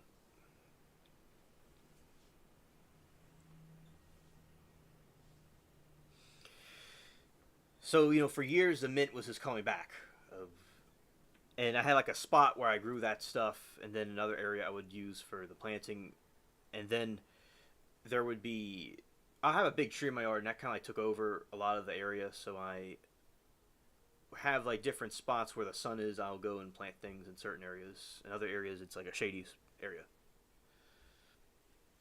Right, and see now what I will do for a few. Go back to this trial for a little bit, and then we'll continue. Let's go here.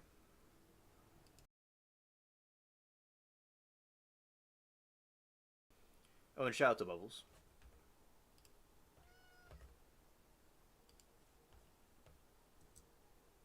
No. Could you have put down a card and then decided to move it a little bit? That's a possibility. And isn't it true, sir, that the reconstruction that you went through of the still photographs and the videotape are based on the assumption that you put certain cards down, left them in positions, and didn't change them, and you did it in a certain order?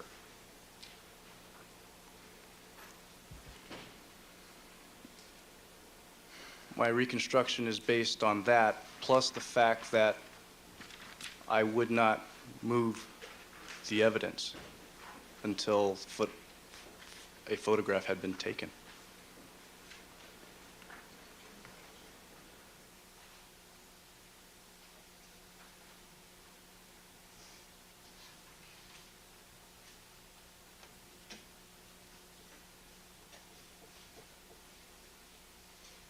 Have a specific recollection withdrawn.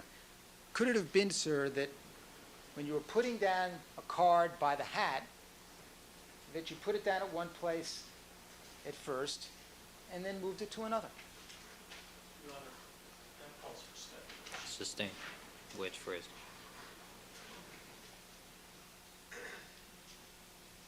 Well, based on your recollection of the crime scene, is that something that you could have done? It still calls for step. Sustain.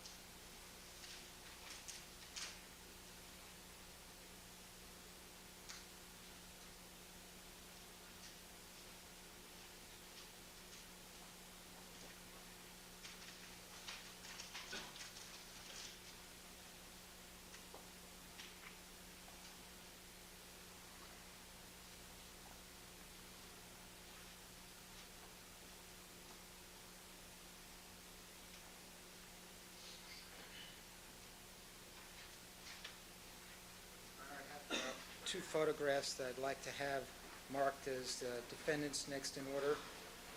One would be one 1108 and the next one 1109. And I'd like to put 1108 on the elbow. All right.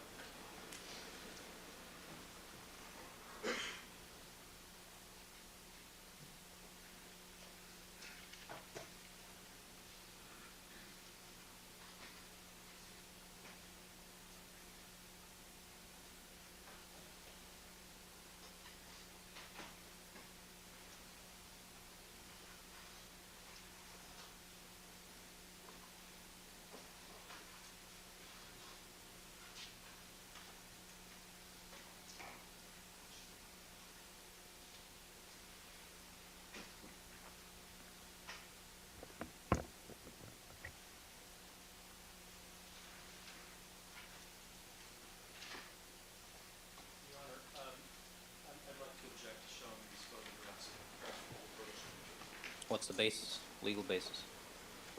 The legal basis is it's not impeaching, therefore not relevant. Overruled.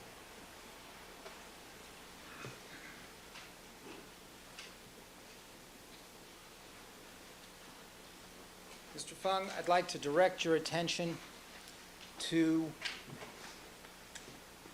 the envelope. See that? Yes. Do you see where the card is behind the envelope? Yes, I do. And that's an envelope, that would be number 104, which would be the photo ID of the envelope. Why don't you check it? May the record reflect that he's checking what appears to be his crime scene identification checklist. Yes. Yes. Are you checking a page that indicates the time in which these objects were collected? No. Because you didn't write down in your evidence item collection sheet the time that these items were collected. The times were not written down at Bundy. So when you went through this reconstruction with the still photographs and the videotapes, you didn't even have the times that the items were collected. This argument is Sustained. Now, has to show the next item. All right, 1109. You recognize that to be a picture of the envelope again? Yes. And that's card 104? Yes. And that's in a different position in that photograph. But the envelope is in the same position. The envelope is safe, but the card is in a different position. Sustained. It's not an, Is the card in a different position? asked and answered. Overruled. yes, the card is in a different position, but that's not uncommon for the card to be moved in a different position when, for photographic purposes. Right. It's not uncommon at all to be moving these cards around during the process of still photography. That's correct. But your entire reconstruction, without independent recollection, based on the videotape and the still photographs, is based on a very specific judgment about which cards were placed down in what order. It's unintelligible and overbroad. Overruled. My reconstruction was based on those factors plus my practice of not moving evidence So until photographs are taken. the basic assumption here is that you don't move evidence before it's photographed. That is my general practice. Well, that's what you did here, That's what I did here. and it would be your general practice to report if someone moved evidence from the position in which it was originally found to a different position. It's overbroad. Overruled. This is something we've already I'm gone moving into it right now. You were asked questions on redirect examination about why you thought the scene might have been altered.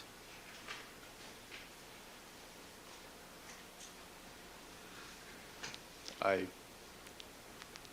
don't specifically recall that line of questioning. Do you recall questions on redirect examination about your responsibility to find out who might have altered the crime scene? In redirect, Yes. Now, his ability to recall testimony is irrelevant. Overruled. We asked these questions, and did you give these answers on redirect examination? Sustained. Well, Your Honor, we don't have page citations. You need to give page citations. If you can't give page citations, you can't do it. Well, we don't have.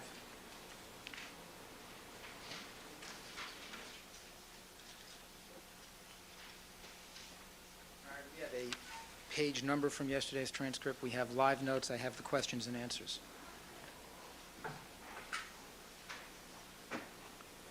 Check with court reporter. Do you have something else you can move on to? No. How much more do you have?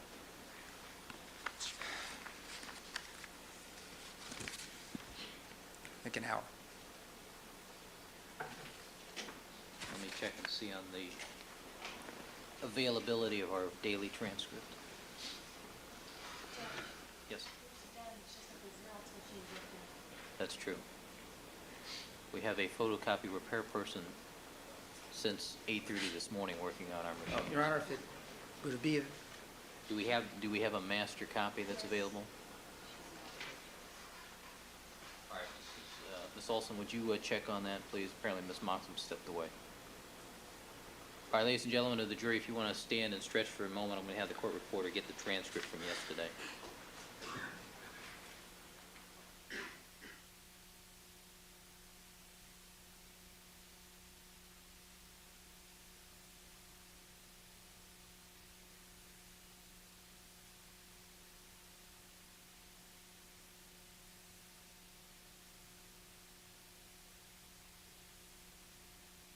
These on the computer, I can get right to the page, but without the transcript page number, if we can't, it's quite a bit.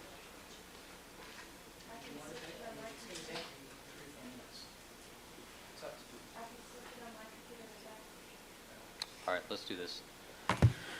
Ladies and gentlemen, we're going to take a 15-minute recess at this point. Please remember all my admonitions. Do not discuss this case amongst yourselves. Don't form any opinions. Don't conduct any deliberations till the matter has been submitted to you. Do not allow anybody to communicate with you with regard to the case. We'll stand in recess for 15 minutes. All right, thank you.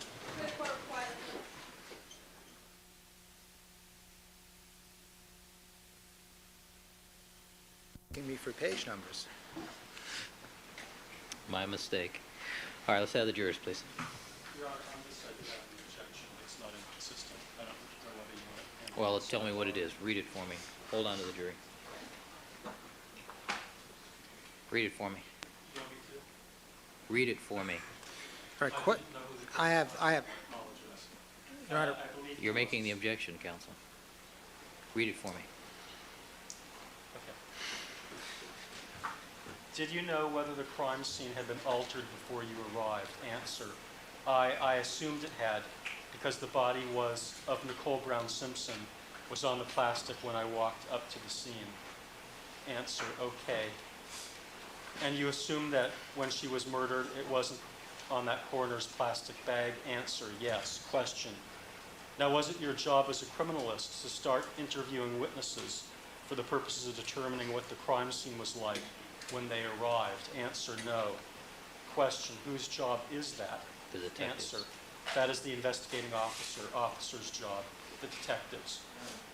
Mr. Goldberg anticipates me. I think the correct form for recross-examination is I must direct the witness's attention to the questions he was asked on redirect in order to set up impeachment with prior testimony, which is exactly what I'm going to do with this first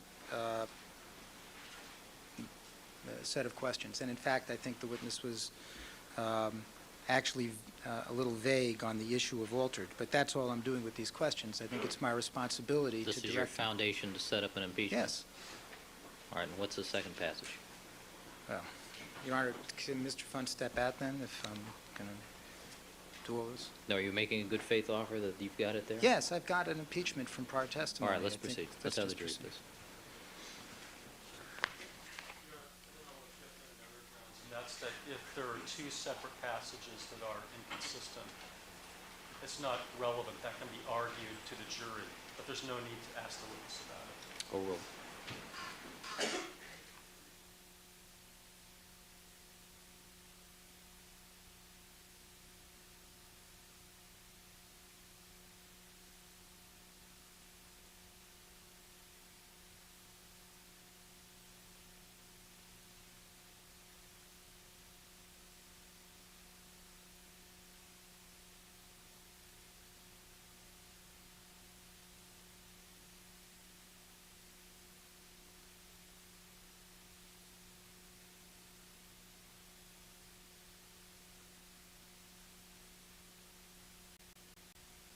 If you recall testimony, Continue. Reflect, we've been rejoined by all the members of our jury panel. Mr. Scheck, you may continue. thank you very much, Your Honor. When we left Mr. Fung, I had asked you if you recall testifying on redirect examination about realizing the crime scene had been altered before you arrived. And Mr. Goldberg, page 23066, starting at line 11. On redirect examination, where you asked, question, did you know whether the crime scene had been altered before you arrived? Answer, I assumed it has because the body was, Nicole Brown Simpson was on the plastic when I walked up to the scene. Question, okay, and you assumed that when she was murdered she wasn't on the coroner's plastic bag? Answer, yes. You recall that? Yes. All right. Now, when you got to the crime scene and you saw Mr. Goldman's body removed, didn't you think that might have altered the crime scene?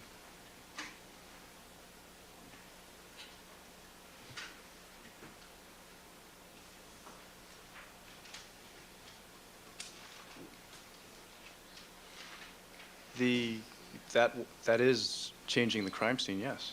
Well, Mr. Goldman's body was removed from the caged-in dirt area and dragged across the location where the envelope, glove, and hat was. Sustained. Were you concerned that when Mr. Goldman's body was removed, it could have been dragged across the area where the glove, the hat, and the envelope were found? Beyond the scope of my Overruled. I was not in the immediate area when Mr. Goldman's body was moved. Well, when you say immediate, you were standing in the bushes near the walkway area, weren't you? I don't believe so. Well, do you recall a videotape of you stepping over the body holding what you've told us was the Rockingham glove with your bare hand in a bag? Yes. Well, are you telling us that you were not in the area when Mr. Goldman's body was removed from the caged-in area and put in front of the steps on the walkway? That was after he had been moved. Okay. Well, you knew his body was in the dirt caged-in area. house for hearsay speculation. Overruled.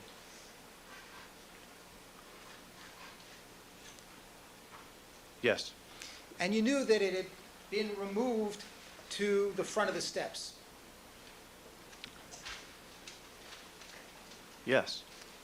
And did that cause you any concern that the removal of his body from the caged-in area to the front of the steps might have caused the glove, the hat, and the envelope to have been moved? It's irrelevant as to his concern. Overruled. You can answer the question. It did not occur to me at that time. Did you ever bother to ask anyone about it? This is beyond the scope, Your Honor. We went into this extensively. Overruled. Did I ask anybody about it? I don't recall asking anybody about it. Did you ever compare your measurements of where various objects were with the measurements taken by Detective Lang? Assumes facts not in evidence are beyond the scope of this case. Overruled.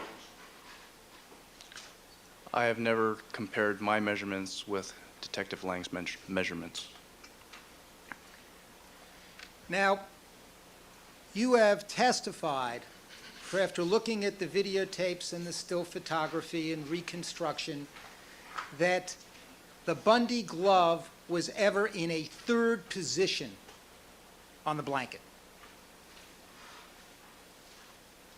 Could you repeat that? Sure. Do you remember during cross-examination we talked about position 1, position 2, and position 3? Yes. All right. And position 3 was that object on the videotape, which you're saying is not the glove, right? Yes. All right. If that were the glove, that would be a third position. Argument. Sustained.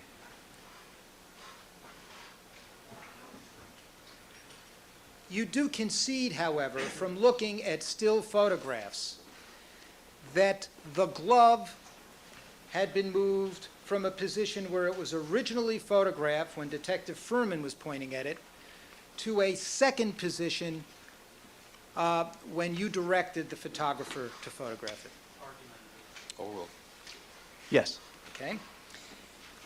So you concede there are at least two positions for the glove. Overruled. There are two positions that I know of. And there are two positions for the envelope.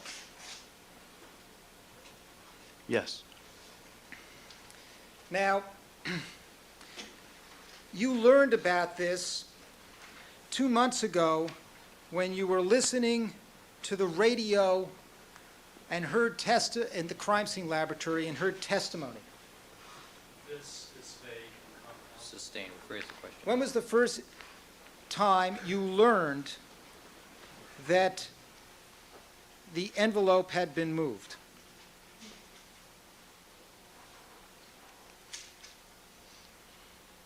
I don't specifically recall knowing that the envelope had been moved. I know that there was testimony that evidence that the Bundy crime scene had been moved prior to my arrival. Well, or prior to my collection process. I'm now on April 11th at page 22123, Certainly. starting at line 20.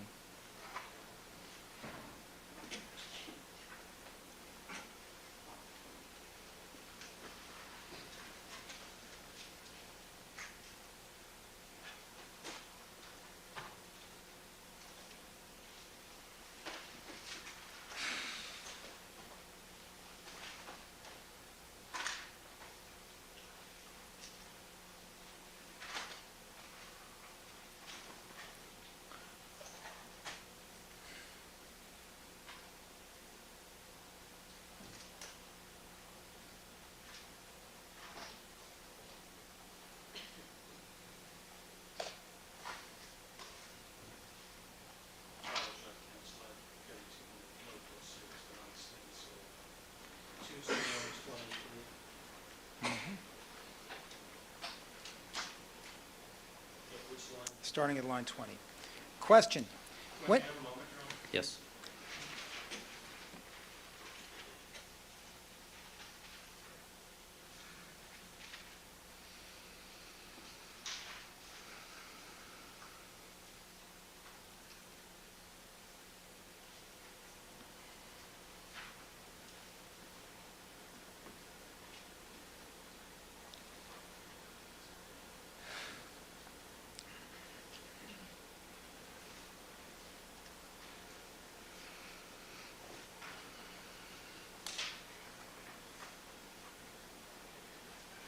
Proceed. question.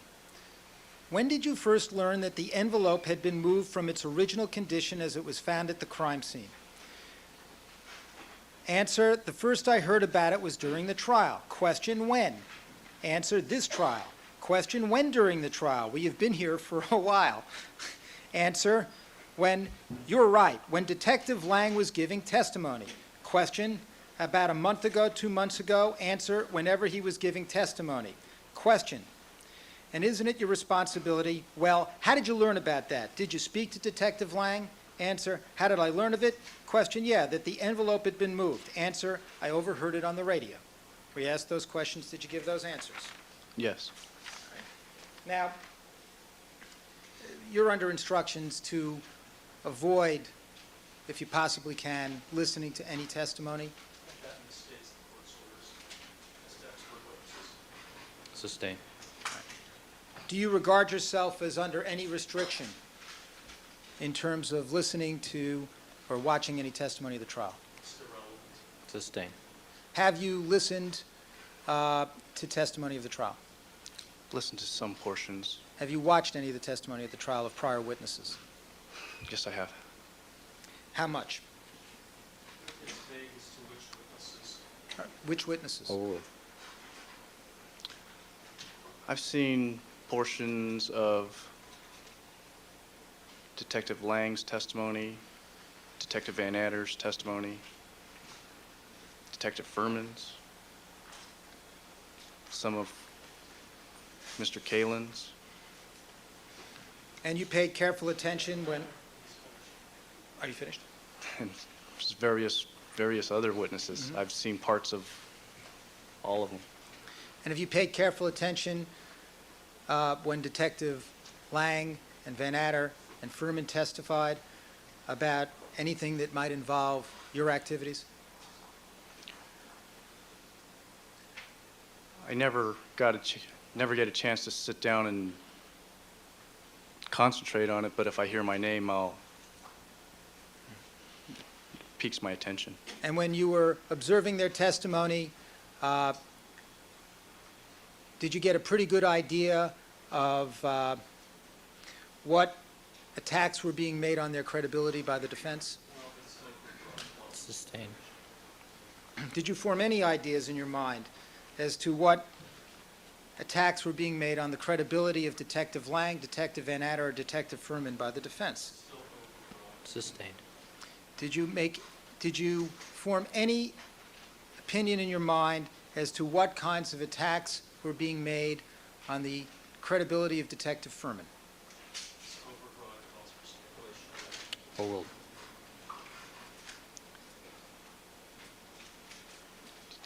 It seemed to me that his overall credibility was being questioned. Did you pay attention to any specific areas of testimony?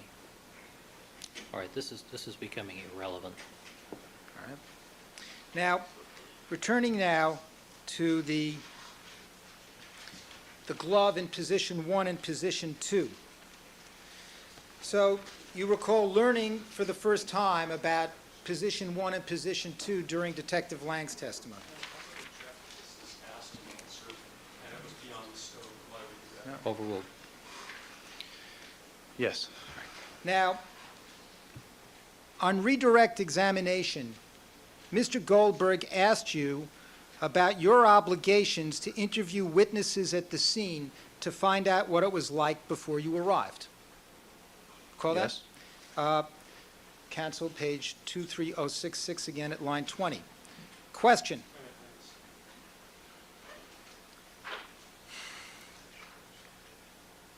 Is this from yesterday's? Reading from before. Which line, counsel? 23066, line 20.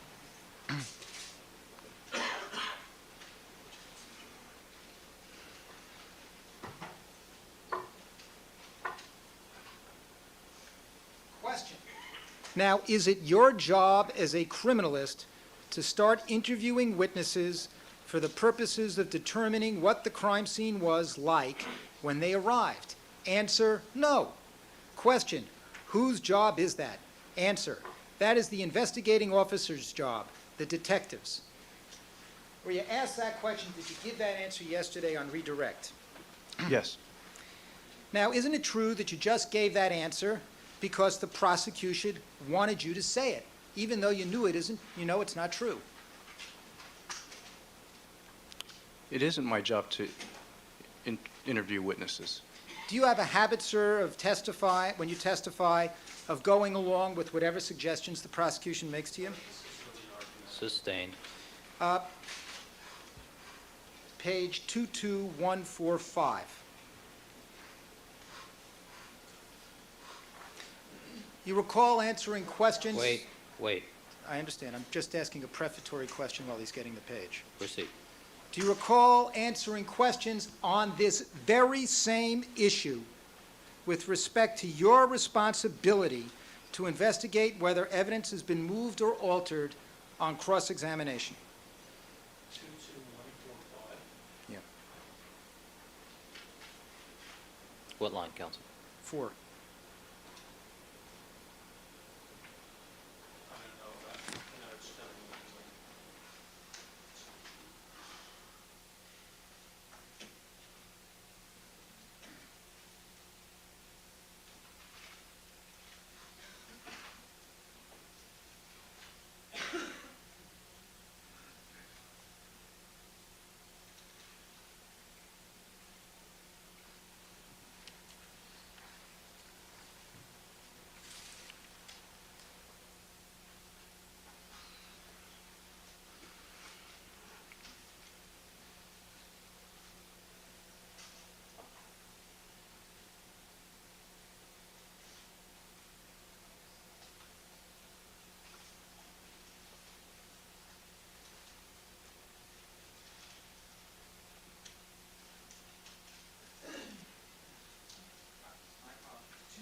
25.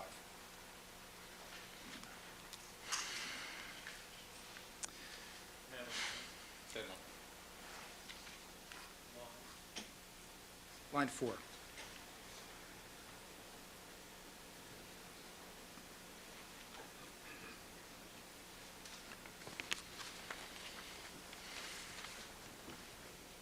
Honor, this is the impeachment trust and approach. All right, with the court reporter, please.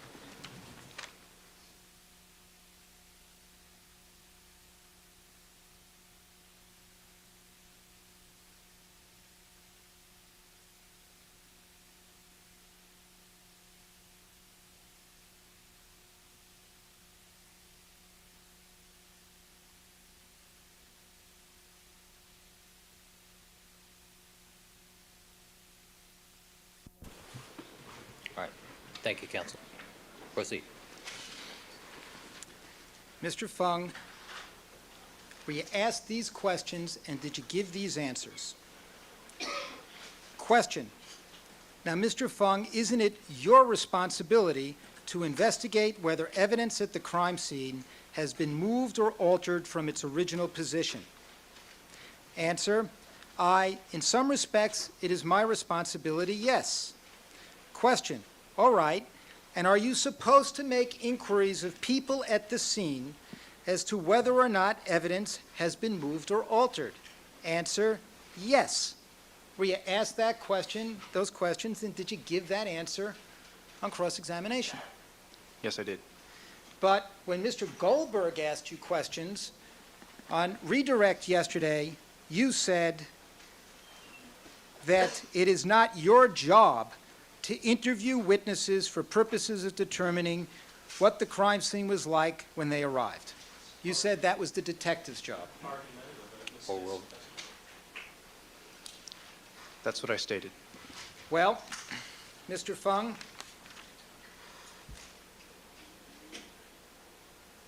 is this a change in your testimony now, your position on redirect?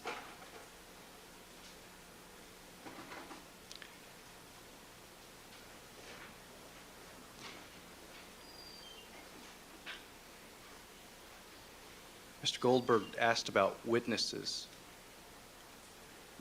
which is different from the question that you asked.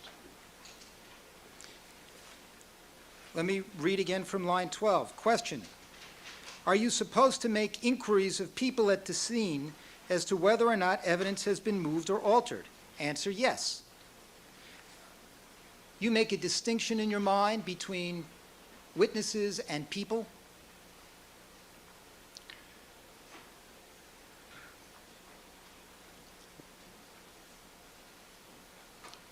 Witnesses would not include the investigating officer, or the detective, in my mind. Would it include the representatives from the coroner's office?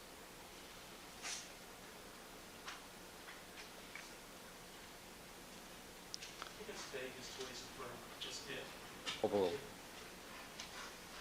I really haven't given it that much thought. Would it include the people from SID Print Division?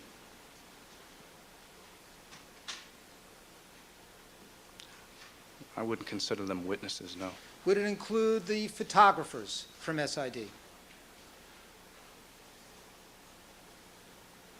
I wouldn't consider them witnesses either. Well, other than the detectives, the photographers from SID, the coroner's representative, and the print people, the representatives from the print unit at SID, was there anyone else at the scene who could have been a witness? Both for speculation and it's irrelevant. As phrased. To your knowledge, was there any other person that could have been a witness other than the detectives, the representatives from SID, and the photographers? It's calls for speculation and it's Overruled. irrelevant. Overruled. There were a lot of people at the scene, but not in the scene, who could be considered witnesses. Well, the people, the other people you're talking about were being kept away by that yellow crime scene tape. And officers. In terms of figuring out whether what the crime scene was like before you arrived, weren't the only people you could possibly interview as witnesses those officials who were allowed inside the yellow tape?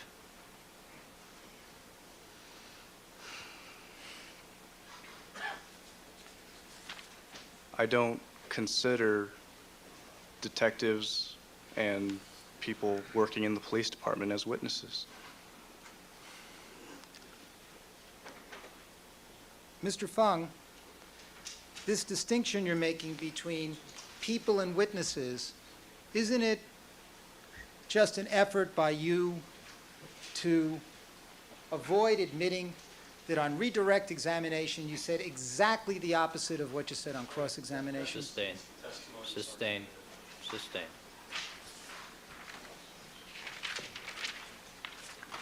Now, in terms of your responsibilities, putting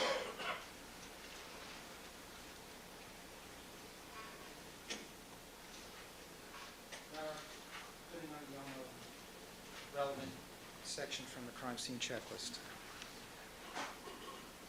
Is this the one with the question mark in the box? Yes.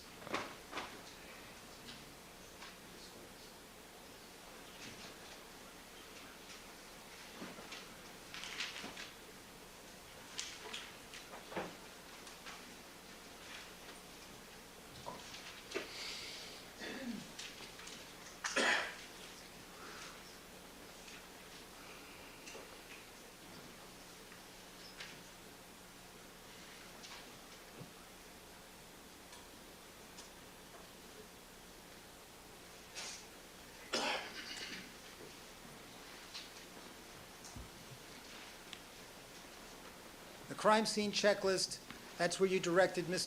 Mazzola to put a question mark. I didn't direct her to put a question mark there, but one was put there. I'm sure you didn't previously testify that you directed her to put a question mark there because you realized when you got to the scene that you saw Miss Nicole Brown Simpson's body on plastic. I may have. Okay. What exhibit is this, Mr. Harris?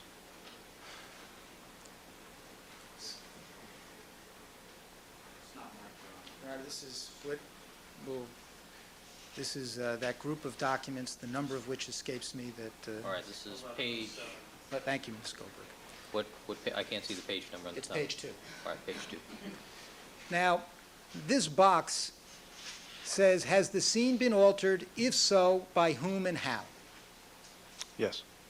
And isn't it your job to find out if the scene had been altered, and if so, by whom and how? It's still overbroad. Overruled.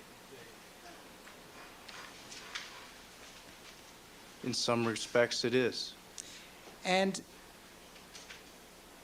you have known now, since you heard Detective Lang testify, that the glove and the envelope were in two different positions. Asked and answered. Overruled. I know that some evidence had been moved.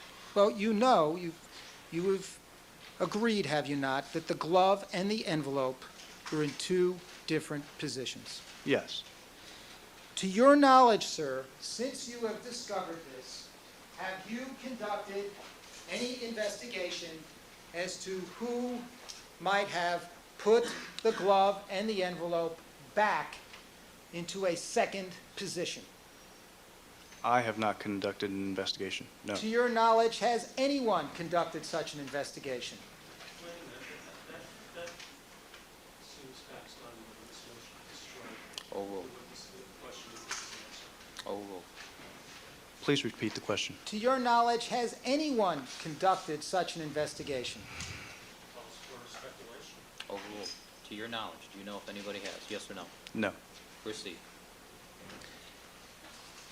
Would a failure to find that out constitute, in your mind, a cover-up?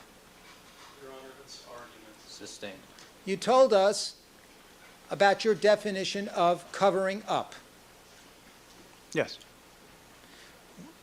As far as you're concerned, would a failure to learn who it was that moved the glove and the envelope constitute a cover-up? Sustain. Mr. Goldberg read you a section from the book by Dr. DeForest, Dr. Ganslin, and Dr. Lee, Forensic Science and Introduction to Criminalistics. You recall that? Yes.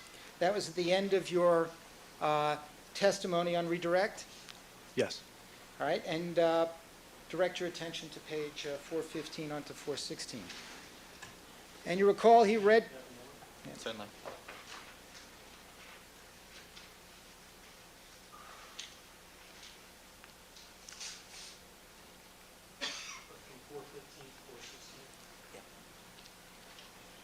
You recall he read you a passage concerning that it is probable no crime scene has ever been processed in such a way that hindsight would not allow someone else to criticize the work at a later date. Yes. He read that sentence to you. Let me read you the next few sentences and tell me if you agree with them. However, investigators must learn from their mistakes and must strive for continuous improvement. No attempt should be made to cover up these mistakes or offer excuses for them. Responsibility for mistakes should be faced squarely. You agree with that? Yes. Have you done that in this case? No. Well, today this is done what? Cover up or not cover up? Sustain. Motion to strike. Answer stricken. It's vague. Do you want to re-ask the question? Sure. Have you made an attempt to cover up mistakes or offer excuses for them? No. Have you met your responsibility to face mistakes squarely? I believe I have. And as far as you're concerned, if you had any knowledge whatsoever as to who moved the glove in the envelope, you would have no hesitation to come forward and tell us.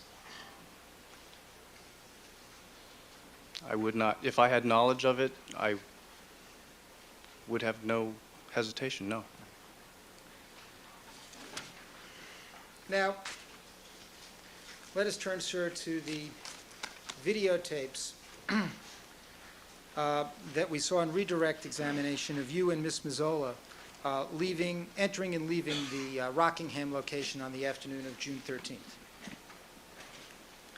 Now, prior to testifying at all at this trial, had you seen a video of yourself and Miss Mazzola when you leave Rockingham and put the valise and the paper bags into the rear of the crime scene truck?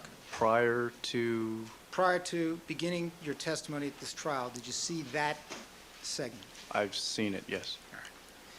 And when you testified initially, you said that you carried the blood sample out in either a paper bag, a posse box, or by itself in your hand, but you thought that last possibility was unlikely.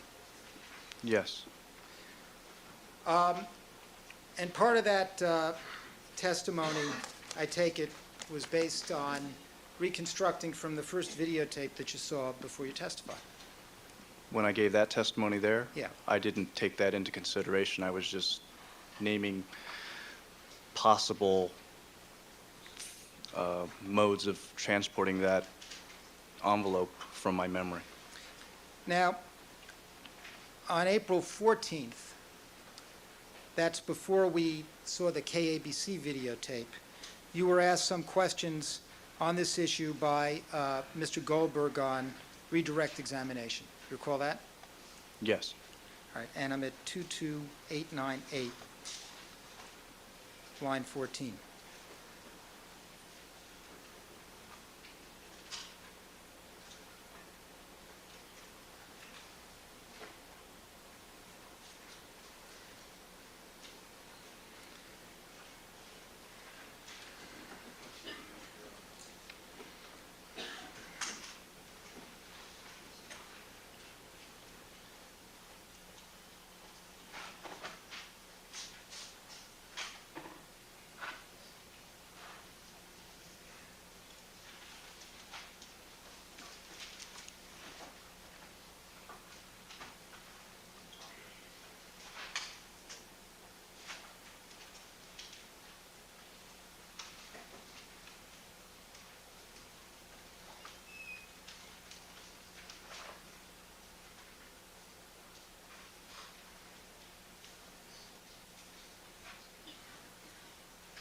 What lines?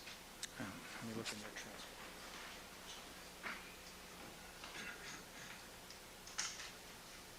Question. And at that point in time, did you have an independent recollection, meaning from your own memory, of what happened on the 13th as to exactly what receptacle, if any, you put the blood vial envelope in? Answer, no, I did not. Question, now these are by Mr. Goldberg. Question, Mr. Fung, where did you come up with these different possibilities?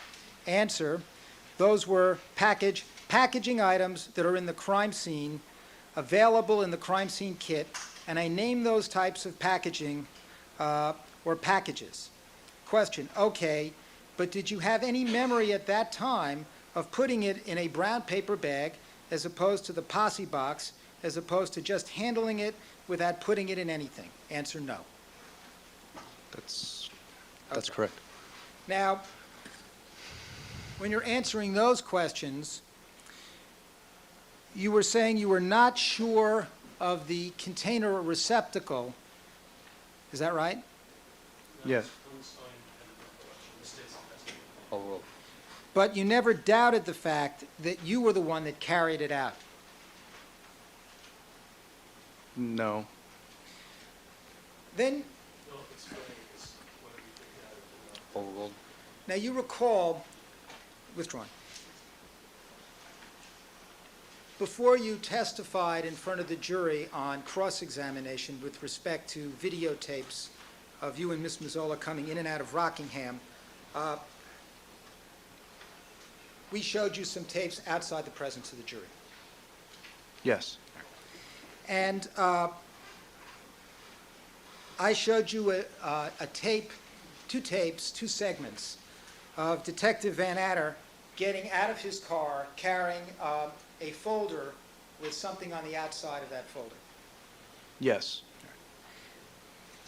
And when I showed you these tapes, at some point I called your attention to the fact that between the trip where you went to the car and put the bags in the truck, all right, and the so-called plastic bag trip, Detective Van Adder's car was in the second set of footage, but not the first. Yes. And when you saw that, that's when you realized that the blood sample couldn't be in the paper bag, the posse box, or that you could have carried it out yourself. This was all asked to cross. Overruled. You can answer the question.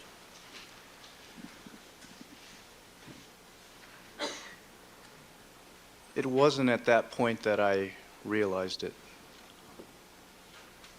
Well, it was when you were watching these videotapes that you realized it? No. It was sometime in the morning when I woke up that had occurred to me. Well, the afternoon before you woke up, you had seen some videotapes of yourself and Miss Mazzola leaving? Yes. So your memory in this morning when it came to you was jogged by your viewing of the videotape. Well, it's vague as to whether it was a memory or a reconstruction. Overruled. Well, I started thinking about it more and more and more, and things started coming back. Well, on redirect examination, did you not testify that you still have no independent recollection of placing the blood sample envelope in a trash bag? That's correct, and I still don't. Right. And you testified on redirect examination yesterday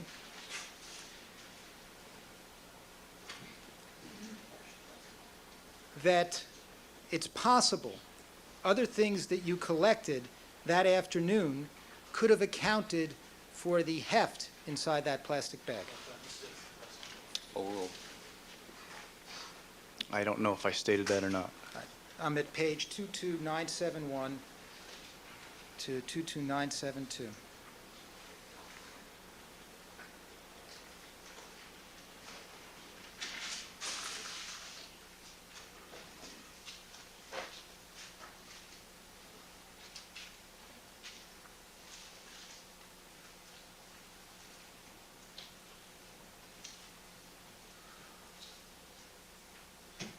Starting at line 19.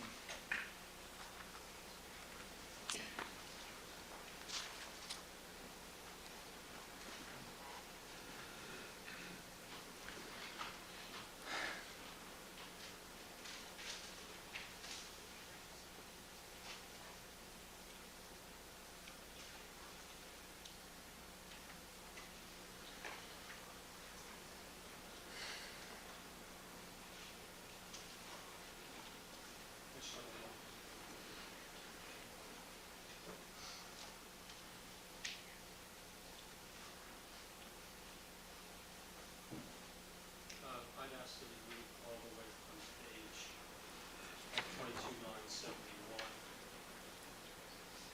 I'm going to read to line 4 of 22972.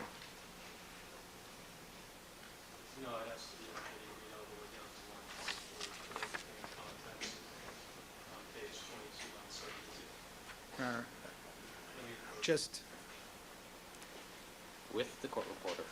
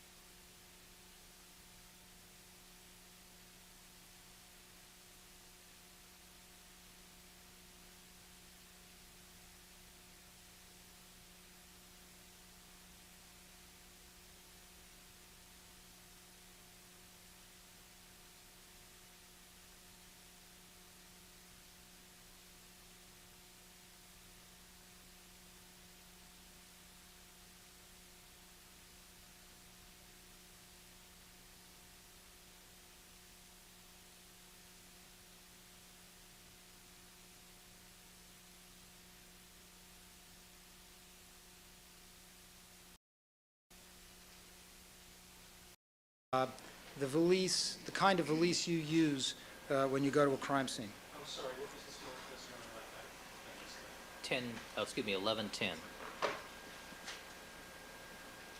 That is one type that is used. Is that the type that you carried on that day?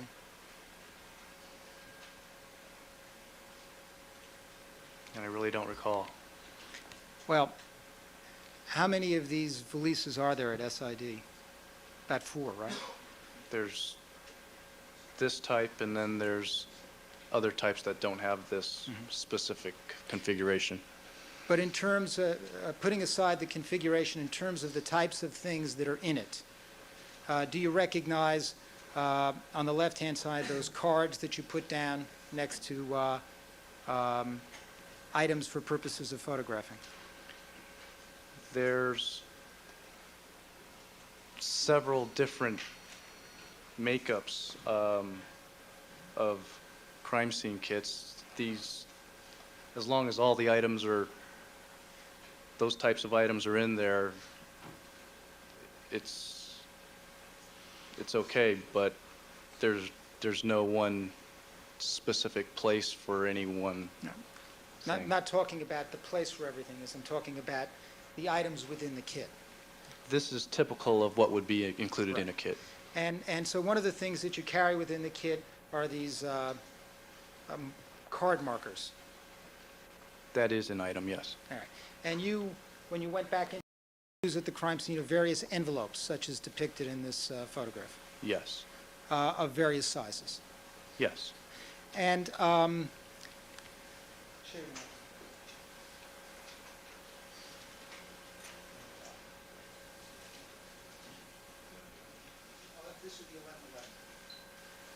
now, this depicts some of the water bottles and packages that you use to, which contain swabs, correct? This is typical of that type of thing, yes. Well, call your attention to those packages with the swabs. That's the kind you use at the lab. Yes. Now, okay.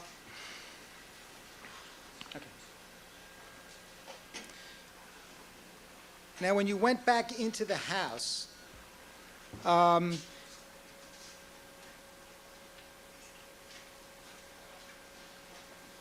do you recall if you put the cards in an envelope of some kind?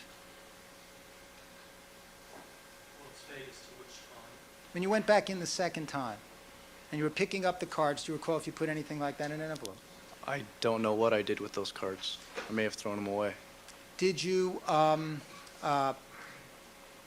retrieve any packages of materials that you might have left from your work at the crime scene? I don't recall if I did or not. Well, you recall, Warren, you've testified that after you got the envelope from Detective Van Adder, you asked somebody to get you a trash bag. I asked somebody to get me a bag so that I wouldn't have to carry the envelope out in plain view of the media. Oh. And you were given a trash bag. And I was given a trash bag, yes. And the picture that we saw on the KABC tape shows you in the foyer with a trash bag in your hand and something that appears to be in the shape of an envelope. Well, I demonstrated the testimony, sorry. Overall, yes. Now, after you got the envelope containing Mr. Simpson's blood sample from Detective Van Adder, you said you opened up the envelope and inspected the vial. Yes.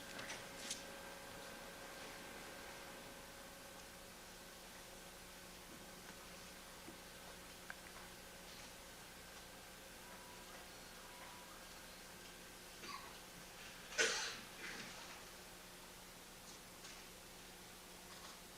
ask that this be marked defendant's next in order. Do you want to show that to Mr. Goldberg?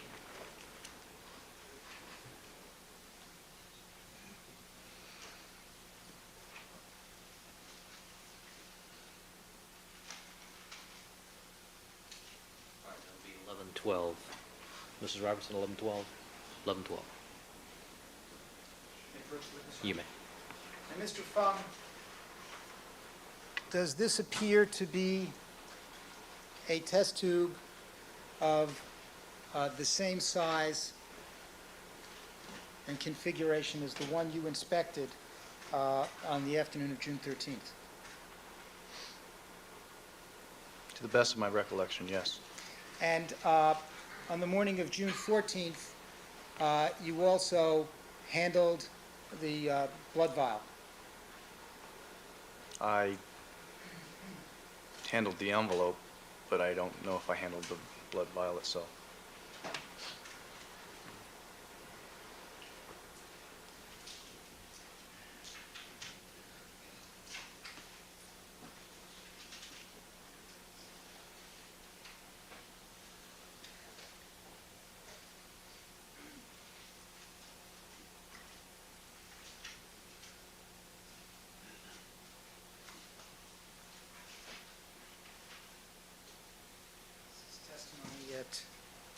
preliminary hearing at page 78.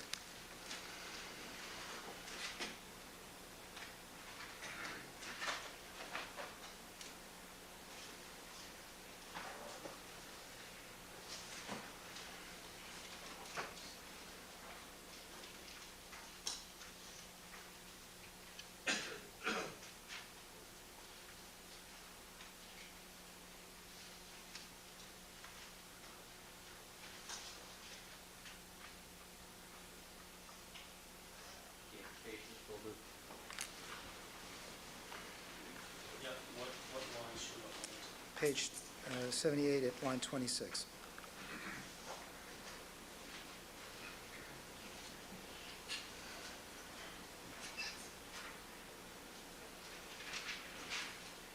This isn't inconsistent. Refreshing the witness's recollection. It's not how to do it then. All right. Let me, may I approach? You may.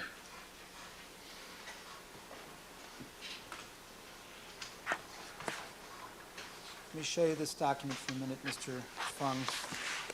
Direct your attention. Starting here.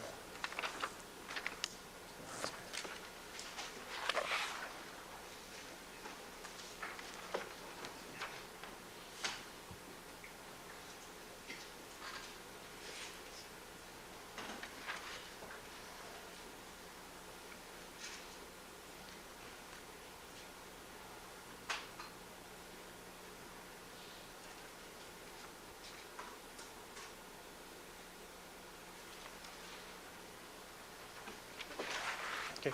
Now, having read that, is your recollection refreshed that you handed the blood sample to Mr. Yamauchi on the morning of the 14th? The vial and the envelope were given to Mr. Yamauchi. And do you recall, and was the vial pretty much full? It's beyond the scope of the direct, it's not, redirect, it's not a fusion. Sustained. Well, Mr. Yamauchi, could you mark for Fung. us Mr. Fung. on, what number is this, Your Honor? Mr. Sorry. Fung.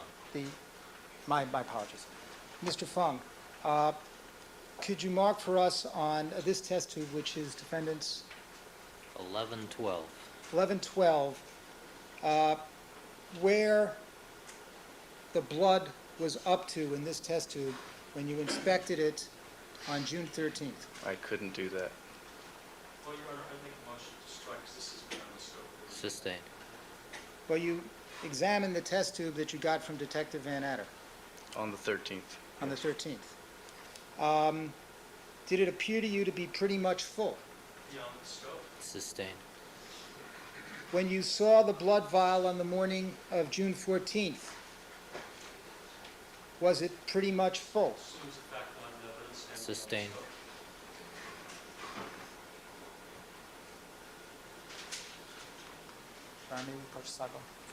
With court order.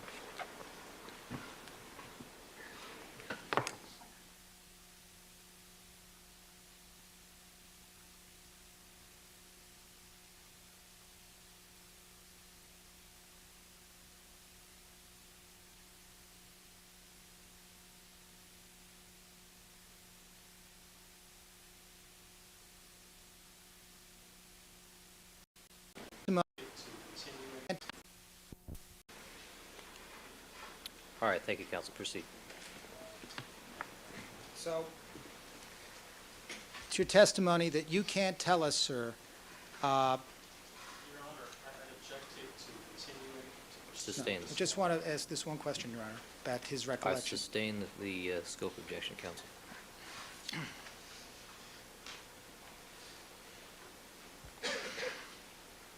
Now, when you were in the foyer area during this period, you saw a number of detectives come in. I saw detectives come in, yes. Detective Furman, I don't recall. you saw Detective Furman coming in wearing a coat. Statements to time. Rephrase the question. When you were in the foyer area On your second trip, you saw Detective Furman walk into the, Based on videotape? yes. Yes. No, I make a motion to strike just based on the Call roll. Now, you testified on the redirect examination on the 14th that, I'm at 22925, line 18.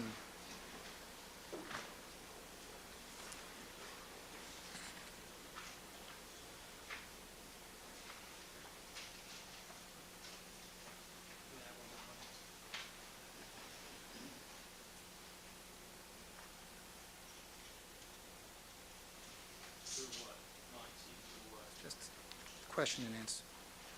Just the question and answer. No, I'm just calling his attention to his testimony. Proceed. Were you asked by Mr. Goldberg, recall being asked by Mr. Goldberg, question, did you ever say anything, make a point to say anything about the vial? This is to Andrea Mazzola. Answer, no. Question, did you have any reason to? Answer, no. That's correct. Now, you're saying that you had no reason to tell Andrea Mazzola anything about receiving the blood vial? Not making specific mention of it. No. She was keeping the notes on inventorying objects, items that you received? Yes. Did you regard the blood sample of the defendant as an important piece of evidence? calls for speculations to important pieces Call of roll. evidence. It was a piece of evidence. You didn't regard it as a particularly important piece of evidence. That's vague, particularly important. Did you regard it as an important piece of evidence? And at that, Counsel, it's not a necessary question at this All point. right. Was there any other piece of evidence that you collected that you didn't mention to Andrea Mazzola on June 13th? Call roll. I don't recall any. After you received the blood vial, were you concerned that it get back to the laboratory in good shape? Yes.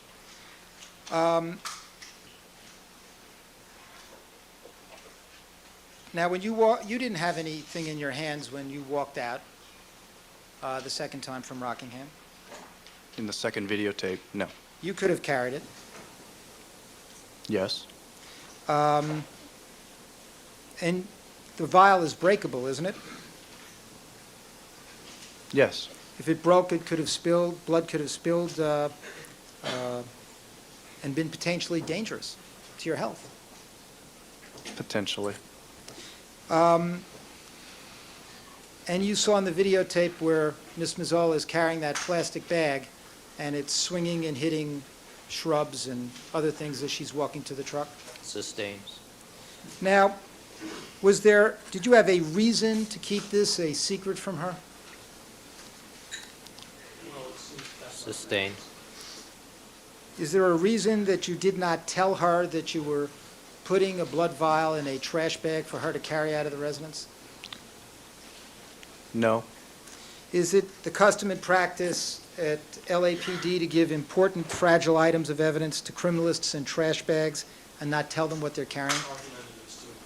Sustained. Is it your custom and practice to give fragile items of evidence to criminalists in trash bags and not tell them what they are carrying? Sustained. Sustained. No. Sit down. Proceed. Now, was there a reason that you did not? The envelope says refrigerate on it, doesn't it? Yes, it does. But it's your testimony that you now have an independent recollection that you took the plastic bag containing the envelope and put it just left it on a table in the evidence processing room. Sustained.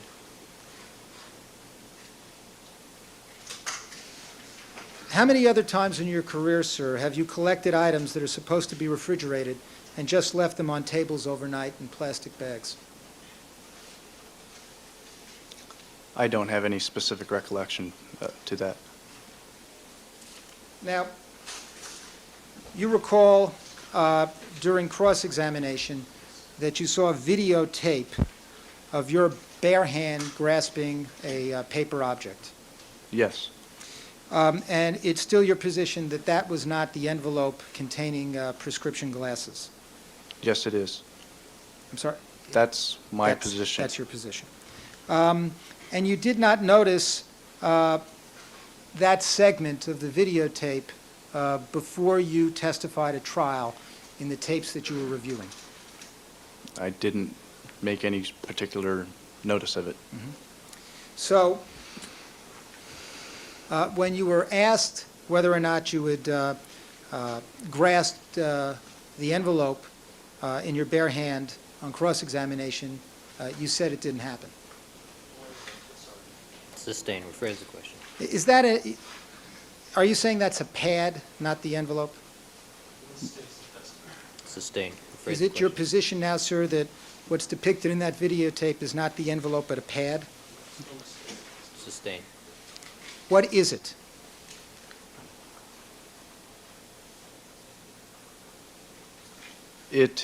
I don't know what it is, but it's not the envelope containing those glasses. It may And- be a bag, it may be another packaging material from the crime scene kit.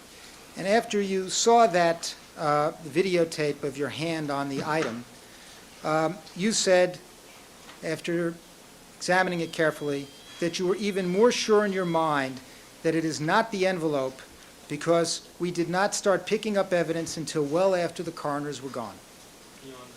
Sustained. Your Honor, he asked questions about the coroners on redirect Sustained. examination.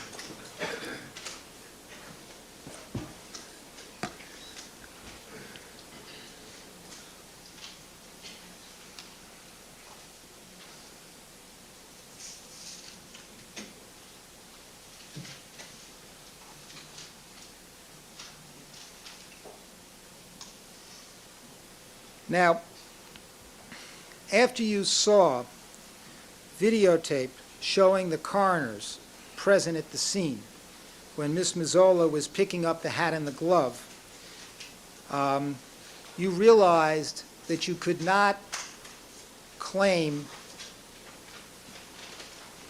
you were, that it wasn't the envelope based on the fact that the coroners weren't there. Overruled on that basis. Overruled. Argumentative it is. Sustained. You were shown a segment of videotape which depicted the coroners being present when Miss Mazzola was collecting the hat and the glove. Your Honor, he asked several questions about this. Overruled. Quickly. Trying. Yes, I did see videotape of that. And when you saw that videotape, withdrawn. Now, on redirect examination, I'm at page 23045.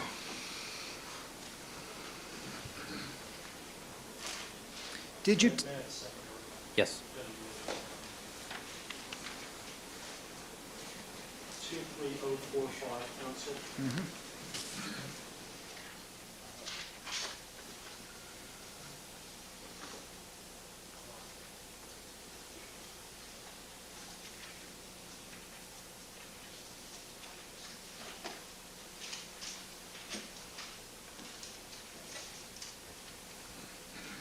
now on redirect examination, we asked these questions and did you give these answers? Question. Calling his attention to his testimony. Question.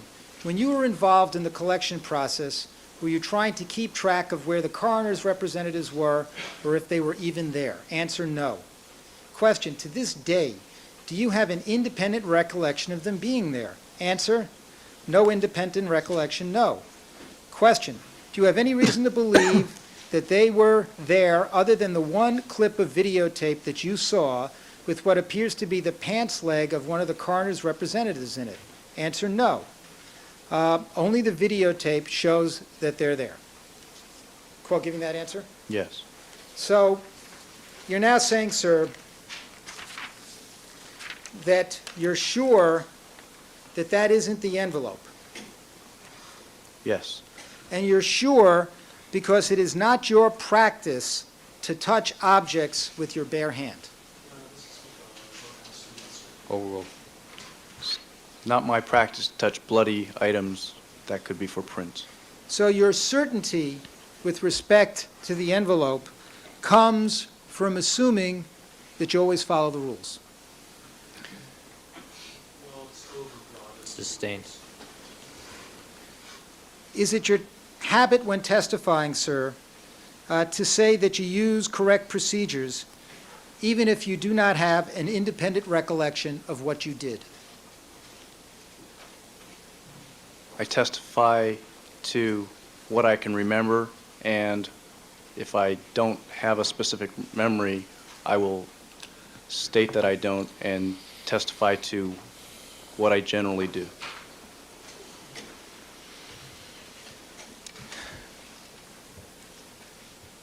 And sometimes you testify to what you generally do without saying, this is what I generally do. You just state it as a fact that you did it. Sustained.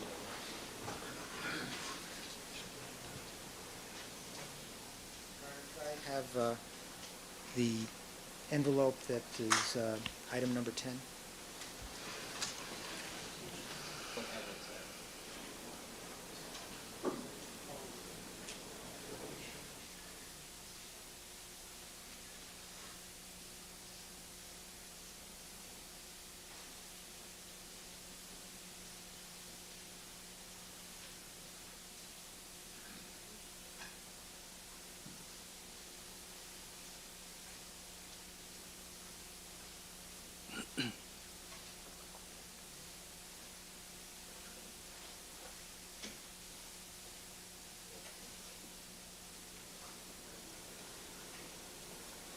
Now, you recall on direct examination a videotape of you stuffing the blue gauze pad back in the envelope.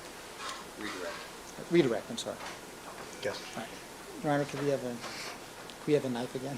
A knife? Knife, your pen knife, scissors, anything. Not Oh, things are getting more ominous as, could you please cut the top of the envelope, the same fashion that we did before? Along the bottom again? Just along that. Well, I'll object because if it's the same fashion, I think he was wearing gloves and making the tape, so. Yes, that's true. Mrs. Robertson? Gloves?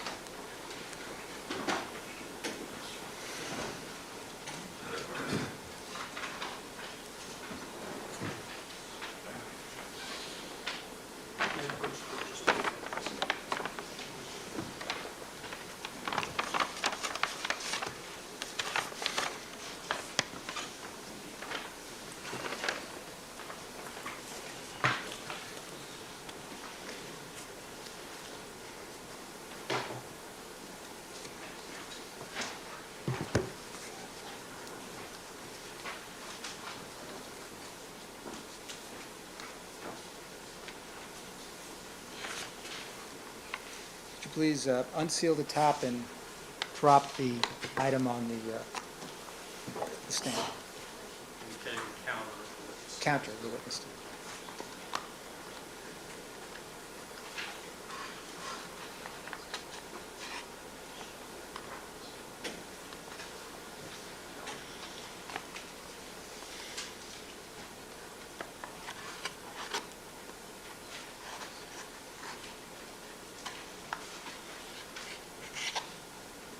For the record, you just cut along the top. I think Nope, it's nope, yellow. just put it as you got it. Now, when you first took it out, it was wrinkled, wasn't it? Yes, it was. All right. And it was wrinkled because when you stuffed it into the coin envelope using the scoop method, it became wrinkled in that fashion, Yes. right? But when you first saw that item, when we pulled it out originally, it was just folded over.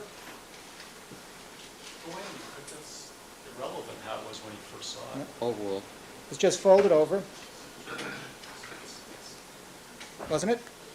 That's because other people had analyzed it since. I'm only asking you what you, when you first saw the wait. item. One person talks at a time here. If I have to instruct another person as to that rule, there'll be sanctions. Thank you. Proceed. May I make an objection? Yes, you may. I object that he allowed the Basis. witness to answer, to finish his answer. Proceed. Finish with your answer? Yes. When you first saw that blue item, it was folded. Yes. It wasn't wrinkled. Do you mean, did it have any wrinkles in it, or? Yes, was it wrinkled in the same fashion as we saw it when you put it on the table just now? Wait. Was this piece of evidence analyzed for anything? Yes. Your Honor, Really? This is... Your Honor. The jury saw it when it came out, the jury saw it when it went back in. Proceed. next question, Your Honor. Would you agree that this item became wrinkled by the method you used to insert it into this coin envelope? The scoop method. Calls for speculation. Overruled. Yes. It was wrinkled by that method. All right. But when you first took that item out, I showed it to you on cross-examination, it was not wrinkled in that fashion through the scoop method, was it? It was, Overruled. it was folded. It was folded. Your Honor, I'm finished with that. All right. Mr. Fung, would you return that, please? All right. Mr. Fung has placed it back into the envelope. Proceed. Now, when you, on redirect examination, tried scooping it into the envelope, you were trying to do something clever to avoid the inference that Detective Furman had collected that item with gloves on the morning of June 13th. Sustain is argumentative. Did you have any concern when you were testifying with respect to this item that the jury might believe that Detective Furman had gloves in his possession on the morning of June 13th when he collected that item? Argumentative. Overruled.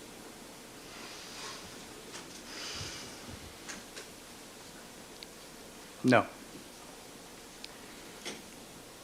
Let's turn to the Bronco, sir.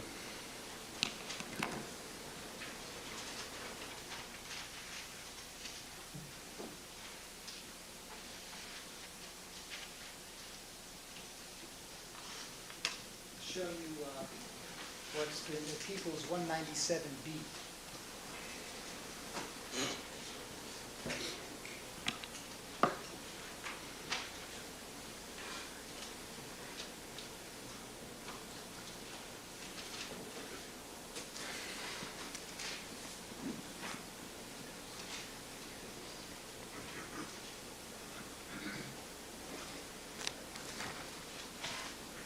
Now, this is the photograph you were shown on redirect examination. Yes, it was. And this is a photograph taken on June 14th. Yes, it is. Are these 4 reddish stains a 1/4 of an inch long?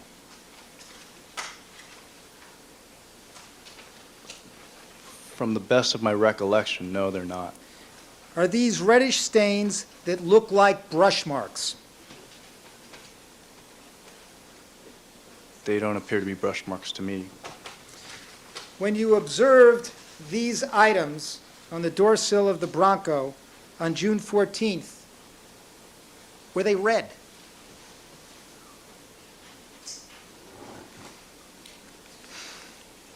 They were reddish. sure of that? Yes. Do they appear to you to be reddish in this photograph? When I look at the monitor, in this picture right now, I can't even see the stains.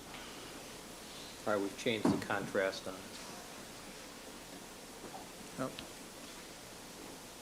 Well, now they appear dark.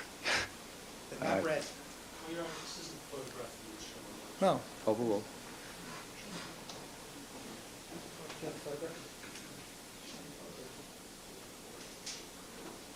Some evidence. Have you examined the photograph? Yes. Does it look red in the photograph? It looks brown or dark in the photograph. Gray or black? It's dark. Specks of dirt? It's not a question. It's a stain. Could it be specks of dirt? Speculation. It's vague as to what we're talking about. Now, on July 6th, Ms. Clark told you to go out and look at the Bronco, you're testifying, to see if there were 4 red stains on the exterior of the door sill? She told me to do that at some date prior to that. I don't know. I don't believe it was on the 6th, but I did go out there on the 6th to look for stains that were visible from the exterior, Well, specifically on the driver door.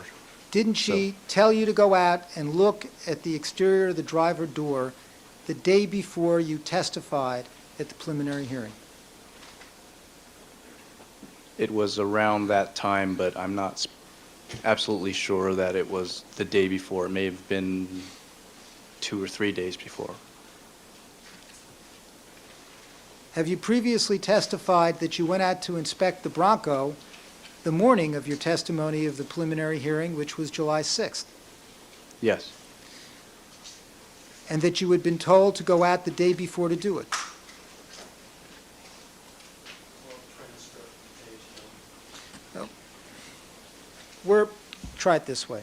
Were you informed by Ms. Clark that a detective had testified to seeing red stains on the door sill of the Bronco?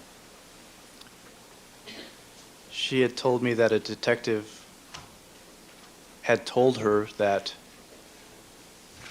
stains were visible from the outside of the Bronco. 4 red stains on the exterior of the door sill. She didn't tell me how many. Well, cross-examination, page 22410, line 22.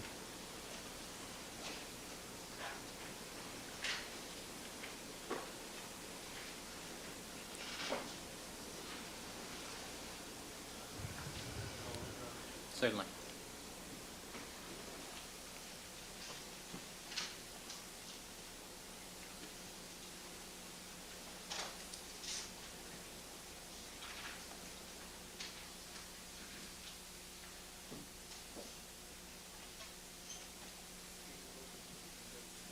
Six next. I'm sorry. I'm sorry, and keep the book there, please, because we're going to go to another page. Maybe you need one, Mr. Counsel. Well, I'm starting at 22410, line 22.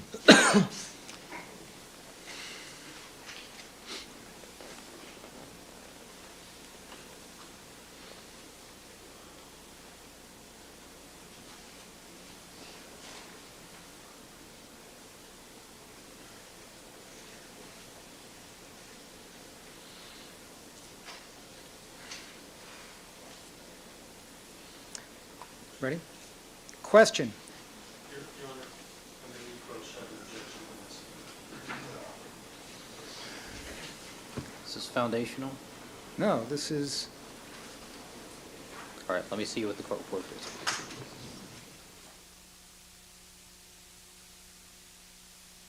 It's got two purposes.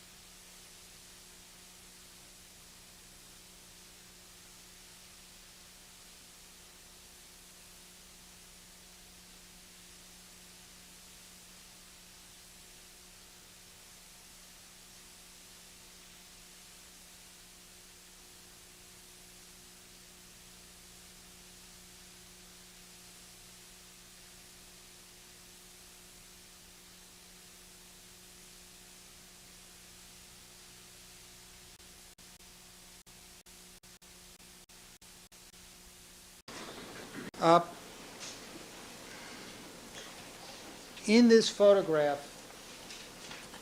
which is equals 197B, you identified 4 items. Yes. Now, on cross-examination, on page 22406, line 1, he asked these questions. Did you give these answers? Hold on.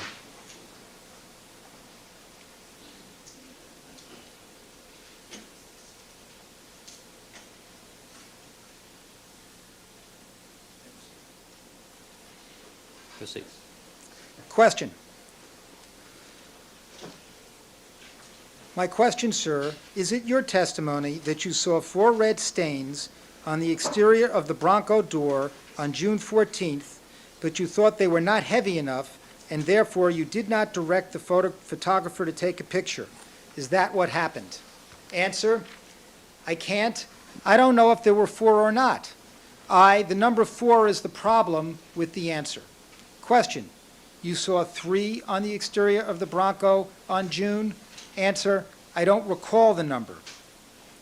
Question, are you saying that you saw 3 red stains on the morning of June 14th? Stains. On the morning of June 14th? Answer, no, I'm not saying that. Are you saying you saw 2 red stains? Answer, I do remember that there was either a stain or 2 stains that were very light along the sill area that I did not collect.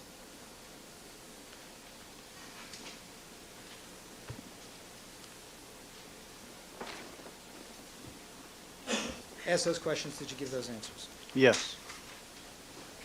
Now, after the weekend, and looking at photographs, you're now prepared to say that 197B shows 4 red stains that you saw on the morning of June 14th. Those are areas that were present that I don't specifically remember these stains, but I do remember stains present on the vehicle in those locations approximately, and these are consistent with those areas. Well, you're telling us that you have an independent recollection of seeing 4 stains on June 14th? No, it's not what I'm saying. You're not saying that. I'm not saying that. So basically, what you're telling us is that you looked at this photograph, and you're now reconstructing the fact that those must be 4 red stains. I knew that I remember seeing stains on the door sill that day, and looking at the photograph, I'm identifying these as possible red stains. Now, 3 of the items that you've circled here can only be seen if the door is open. The 2, The very top one and the one to the right, that's correct. So to see these items, someone would have to open the door of the car. To see those, yes. Now, you gave us testimony that the fibers from a carpet can get into the crevices of shoes. They have a more, yes. And so, if someone has stepped in blood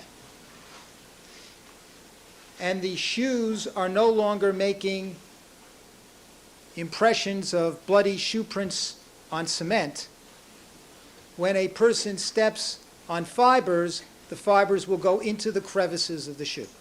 It's possible. And that would be true for the shoes of a police officer who had stepped in blood as it would be for any other person wearing shoes. Overruled. If that was, yeah, that, it is likely.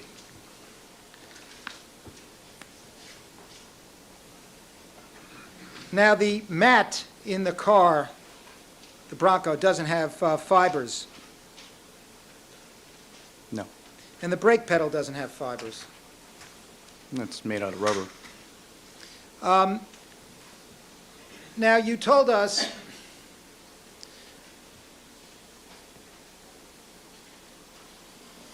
that you didn't swatch these items, these red well, you didn't, withdrawn. You did not swatch the items that you saw on the door sill That's correct. on June 14th, Yes, because you were only taking representative samples. I was taking representative samples. Where is it in the rules of your laboratory that there's a doctrine about taking only representative samples? I don't know if it's written anywhere, but that's the way I was trained, and that's been the policy handed down and taught to every criminalist that's worked for the Los Angeles Police Department. Is there any document that you know of in the crime lab that talks about taking only representative samples? I'm not aware of one. And in terms of swatching a stain so that you only get a representative sample, is that in any document in the crime lab? I don't know of any document to that effect. And we're clear on this. You recall testifying that when you swatch stains in the Bronco, you didn't swatch the whole stain, you only swatched a representative sample of the stain. I believe that was that wasn't for every stain, but one stain in particular that you were talking about. Stains on the console. Yes. But as far as you know, the only document in the crime lab that instructs you about swatching for purposes of DNA testing directs the criminalist to get as much of the stain as possible. Oh.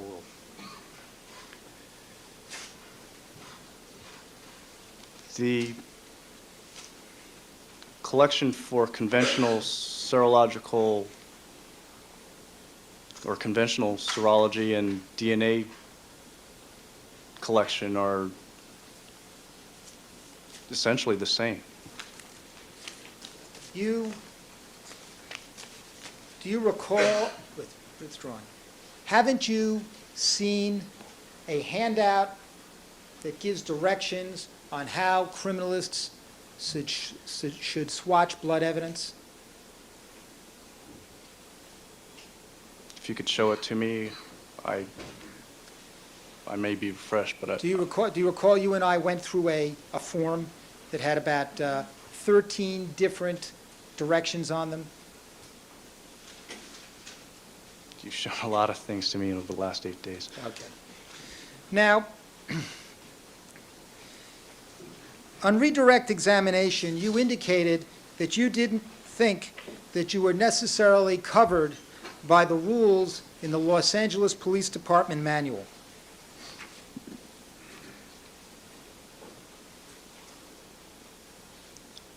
I believe I,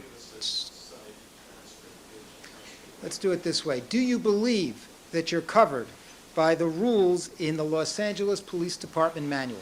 Overbroad as to rules. certain aspects of the manual do pertain to the civilians, yes.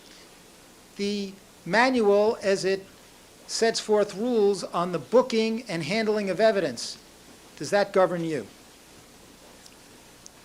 Haven't we gone over this already? Well, he did it on redirect. I'm doing it fast. Doesn't mean we have to do it again. Well, I'll do it fast. I have just 2 or 3 questions here. The guidelines and the general principles are applicable to us, yes. Well, there are guidelines and general principles, but you don't feel that you have to follow those rules as written with respect to booking evidence?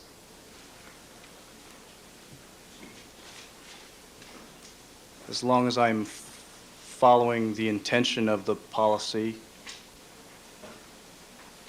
that's what the manual's for.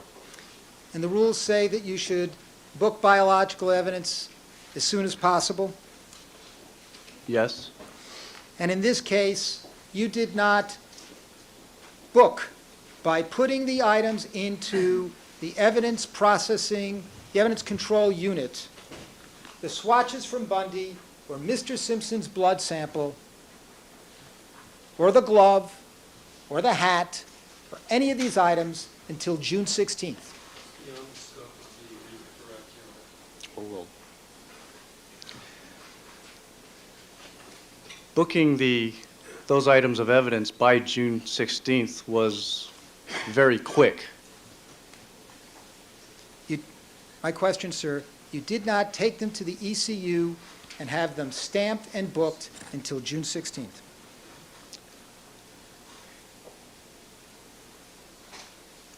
That is correct. Now, you've told us on redirect examination that no rule or procedure would be violated if you had told Andrea Mazzola to throw out some original pages of the crime scene checklist and write a new form. Well, it's overbroad. We specified certain images. oh, well. I stated that they could be rewritten. Well, weren't you asked that there was no rule or procedure that would be violated if you had told Mr. Zola to throw out the original page and write a new form? Still take this first page. Oh, well. I stated something to that effect about a portion of a form, yes. Well, it was the page where Ms. Mazzola had written, Ms. Mazzola had written in handwriting, right, 17 as the sneakers, 18 as the blood vial, and 19 as a hair from the Rockingham glove. The one with no actual form writing on it or Yes. Xeroxing? But it was on the back of a piece of paper that was an official form. Yes. Well, are you telling us that that form could have been, that original piece of paper could have been thrown out without violating any rule? As long as the information was transposed to another form, So you feel you have no obligation to save original documents? Well, it's vague as to time. It's also irrelevant. It is the document. In your crime lab, are there any rules that require you to save original crime scene checklists? It's still irrelevant and it's vague as to time. All right, he asked questions that you could just throw these out. Answer the question. once there are rules, yes. The rules are that the originals are supposed to be kept in one place in the laboratory. The final version of the originals, yes. Now, you were informed that there was a court order to produce original documents in this case? Eventually, well, one was ordered, yes. Well, do you recall, when did you first learn that there was a court order to have original documents examined? It was somewhere around the preliminary hearing. That's what I recall. Preliminary hearing, that was in July 1994. That's what I recall. I don't recall when it was. Somebody asked you in July of 1994 to produce your original documents of the crime scene checklist? To the best of my recollection. I don't recall exactly when, but that's when I recall. Who asked you to do that? I don't know. Someone in the lab? I don't recall. Well, did Michelle Kessler or Greg Matheson review your originals in July?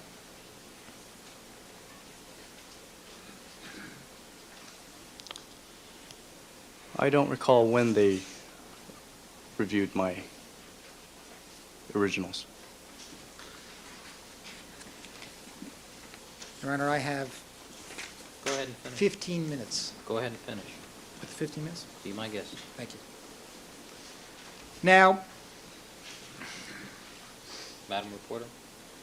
is that okay? Now, do you recall about 2 months ago that you were informed that the defense had requested the originals of your crime scene checklists for purposes of having them examined by a document examiner? Yes. And were you involved in producing the originals for that purpose?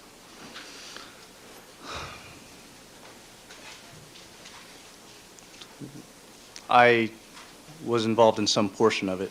What portion? There came a question as to, there were some items missing from my set of original notes, and I was asked to look for them, and I did find one page at that time. This was a page that was undated, that recounted what you had given to Mr. Yamauchi on June 15th? Yes. And what happened is that someone came to you from either the lab or the prosecutor's office and said, this page isn't an original. Can you find the original? Mr. Matheson called me and asked me if I had that page. And you went through the blue notebook in front of you, Yes. and you found the original for that page.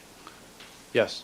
Did anyone ask you to go through the other pages that had been produced for the defense document examiner to be sure that you had in fact produced all the originals? No.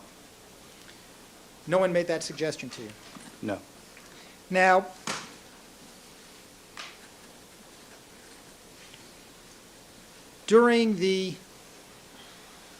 before my cross-examination ended of you,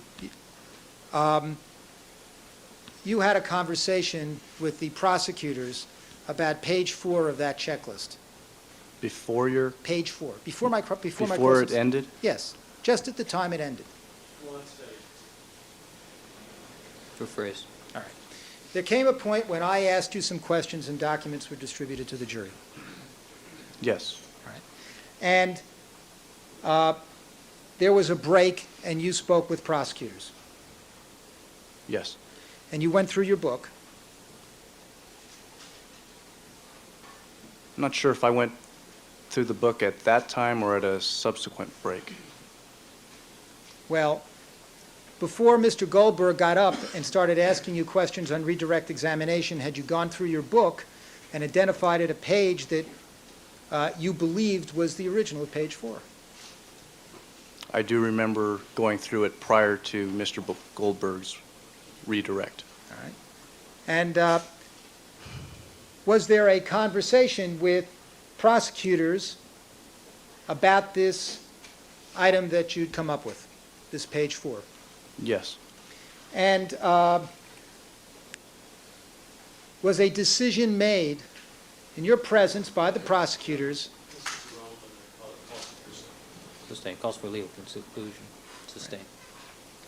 Did you, once you identified this page that you realized was the original page 4, say to anyone, oh, there's a mistake, we should have given this document to the defense before? Sustain.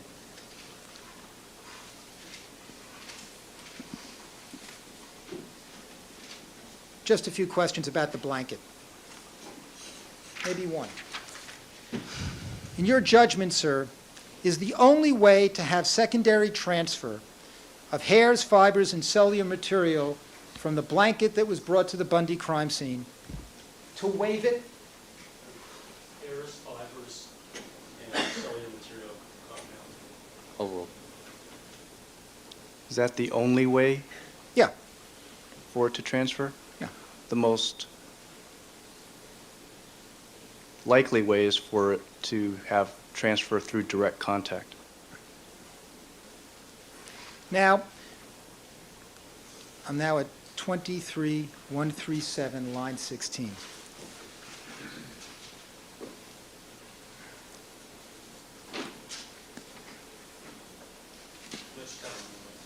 Certainly.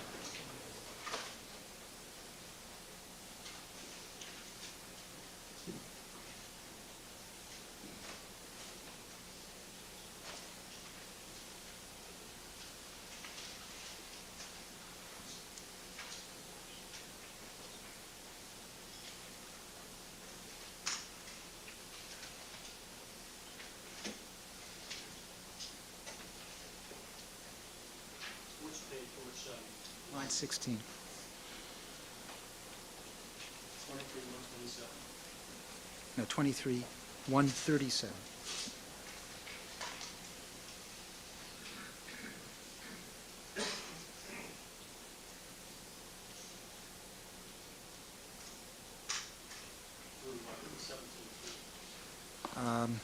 I just have it here, and I'll just start reading. If you want.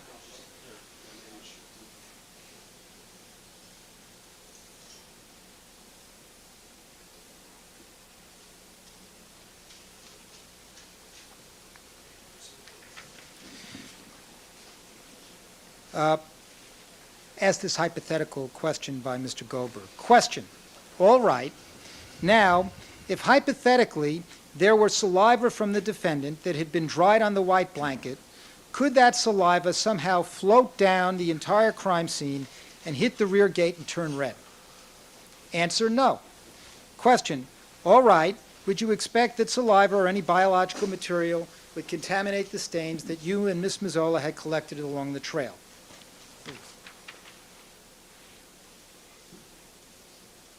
Answer given your hypothetical no. You were asked those questions, gave those answers. Not impeaching, so it's irrelevant. It's foundational. Overruled. Yes. Now, you were shown a photograph of the rear gate at Bundy Yes. that was taken on June 13th. Do you have that here?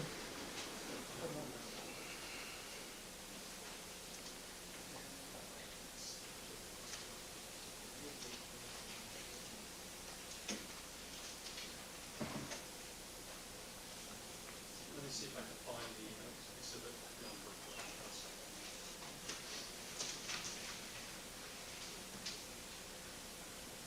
While we're looking for it, let me just ask you some questions. You remember seeing that photograph? Yes.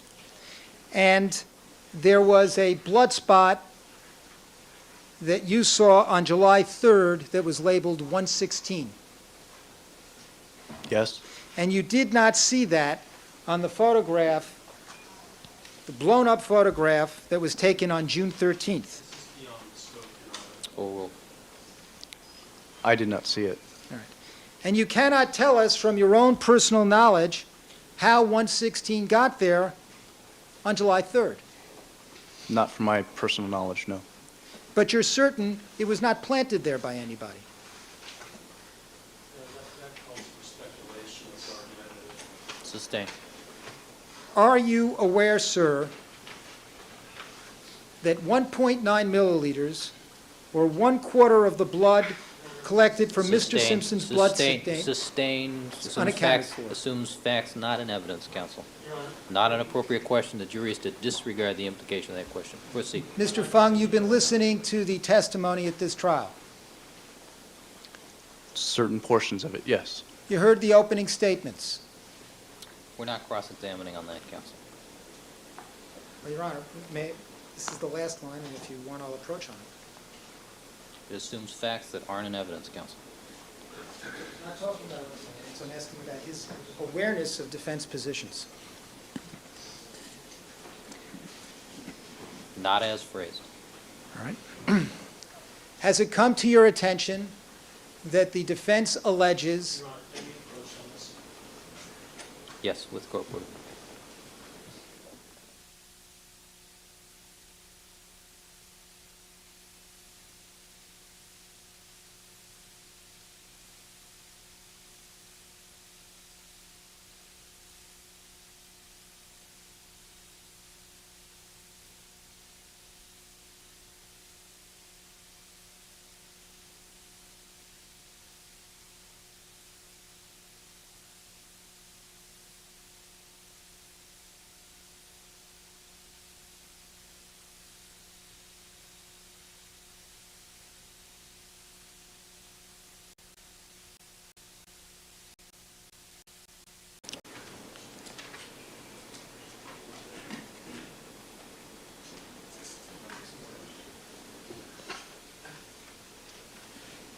Do you know a Michael Stevens from the District Attorney's Office?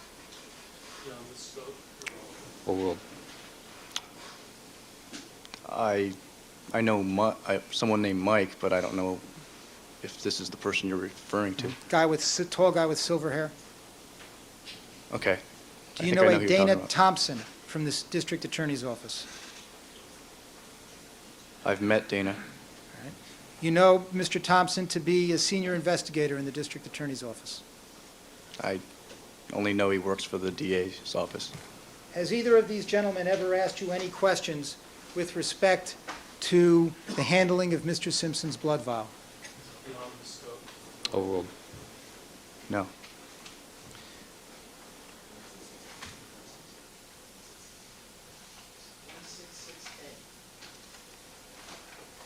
Show you this photograph 166A. Mr. Fung, where's drop 116 that you saw on July 3rd? I'll check. He's already gone into this. Overruled. It does not appear in the picture, however, it may be on the curved area behind it. It just doesn't appear in the picture, though. And it may be that it got there sometime between June 13th and July 3rd. You can't tell us from your own personal knowledge. Sustained. No further. All right. All right, ladies and gentlemen, we're going to take our recess for the morning session. Please remember all of my admonitions to you. Do not discuss the case amongst yourselves. Do not form any opinions about the case. Do not conduct any deliberations till the matter has been submitted to you. Do not allow anybody to communicate with you with regard to the case. We'll stand in recess until 1:30. Mr. Fung, you're ordered to return 1:30. Thank you, counsel.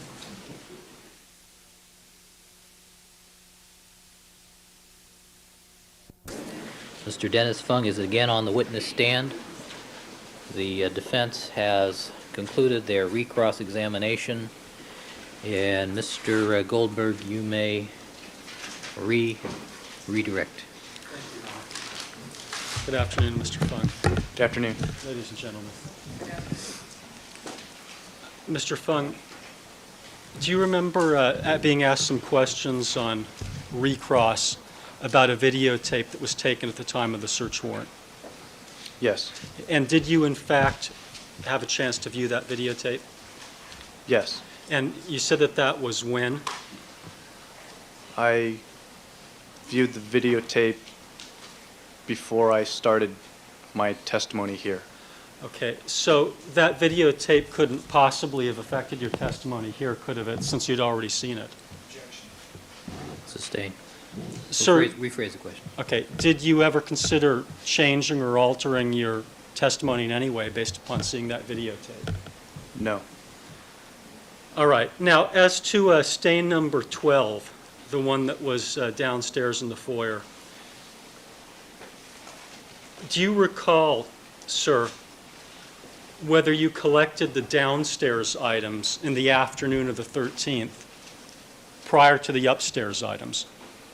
We began downstairs Okay. and worked our way upstairs. So that, in that case, 12 would have been collected before 13? Yes. And what time was 12 collected approximately, according to the crime scene identification checklist? According to the checklist, it was collected at 4:30. All right. And do you recall my asking you on recross whether you were sure about whether 13 was collected before 14? Yes. Are you 100% sure? Not 100% sure, no. Which one do you think was collected first? I think the socks in item 13 were collected first. Before 14? Yes. But you can't be 100% sure? I'm not 100% sure. And when was 14, the item in the bathroom, master bathroom, collected, that stain? That stain was collected around 4:40. So you're saying, I believe, that the socks were collected after 4:30, well, between 4:30 and 4:40 approximately. In that general time frame, yes. And as far as you are concerned, Mr. Fung, does it make the slightest bit of difference that you can figure out when they were collected within that general time frame? No. Doesn't make any difference to me. Would it make the slightest bit of difference that you've been able to figure out whether the socks have been collected at 4:38, 4:39, or slightly after 4:40? No. Now, when you viewed the videotape that we were discussing, was there in fact a shot that depicted a portion of the patterned, I guess you would call it a throw rug, in the defendant's master bedroom? Yes. And did you view that and compare it to still photography? Yes. Sir, was the area that the socks were collected from depicted in that scene? The area where the socks were located was blocked by the bed in the video camera shot. Was the throw rug a pattern type rug? Yes, it was. And did you look at the patterns on it when you did this comparison? Yes. Now, sir, you were asked some questions about whether you made any inquiries of people at the scene regarding any alterations of the scene. Is that correct? Yes. Are you supposed to make any inquiries of anyone in terms of alterations? Yes. Who's that?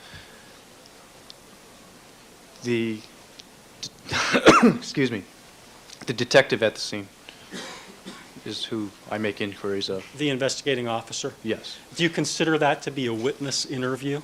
No. Are you generally aware that police officers and detectives do witness interviews and sometimes fill out witness interview forms in LAPD? Ground. Beyond the scope. Overruled. Yes. And in your entire career as a criminalist, can you ever recall an occasion where you did that? I've never done that. Where you've conducted a what you would consider a witness interview? That's correct. But you have made inquiries of detectives? Yes. Sir, you were asked some questions regarding the scoop method that you demonstrated on item number 10. Why did you use the scoop method on the witness stand for the purposes of repackaging it? The question came up whether it could be used or not, and I used it. Now, sir, when you looked at the seals on that item on the witness stand when Mr. Scheck showed it to you this afternoon, or this morning rather, Was there a red and yellow seal? Was there a yellow seal on it? There were yellow seals on it. And is there a significance in LAPD to a yellow seal as opposed to a red seal? Yes. What is that? A red seal is used by the person booking the evidence, and the yellow seal is used by the analyst who performs some type of examination on the evidence. So the yellow seal indicates that it was in fact examined. Yes. And did you notice anything on the envelope or on the item itself which indicated that? Yes. What? There were several initials on different portions of the plastic bag. Okay, now, sir, I want to ask you about the condition of that item when you first opened it up on the witness stand and saw it. And distinguishing between the word crumpled, as in an item that's folded in on itself and kind of bunched together, and wrinkled, meaning an item that may be folded but has creases that are apparent in it. Was this, I think, Calls for speculation, maybe. Well, this is not a big deal. I'll allow the question. The jurors have seen the item. They saw how it came out. They saw how it went back in. They saw how it came out. They saw how it went back in. okay, And they've seen the photograph of it at the crime scene. okay. When you brought it out for the first time on the witness stand, was it crumpled? No. Was it wrinkled, as I've just used that term or defined it? There were wrinkles in it. Okay, but was it folded? Yes. Okay.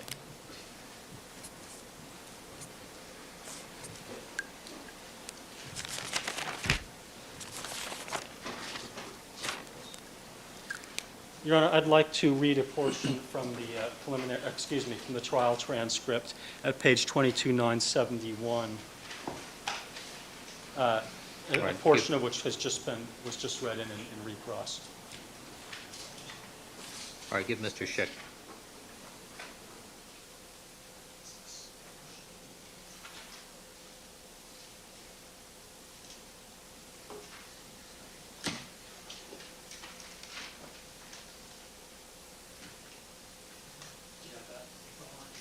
That's 22,971, starting at line 19, to 22,972, ending on line 25. Sir, at the trial, do you recall giving the following answers to the following questions? Question, Mr. Fung, do you have an independent recollection, as you sit here today, of placing the item that you received from Detective Van Adder, the envelope, into the plastic bag? Answer, not an independent recollection, no. Question, okay. And when you looked at the scene of Andrea Mazzola taking the plastic bag out of the location, was there anything that you collected between 5 o'clock and when you left with Andrea Mazzola that could have accounted for the heft in that bag other than the envelope? Answer, possibly, but it's most likely that the envelope was in that bag. Question, okay. Question, did you collect anything between 5 o'clock and the time that Ms. Mazzola and yourself left with the plastic bag that was the same approximate size and dimension of the analyzed envelope? 163. Answer, was there anything? Question, the one in front of you. Answer, was there anything else that we collected that was this size? Question, yes. Answer, is that what you are asking? Question, yes. Answer, no. Question, did you have any other envelopes that were that size? Answer, no. Do you recall giving those answers to that question? Yes. Now, as to the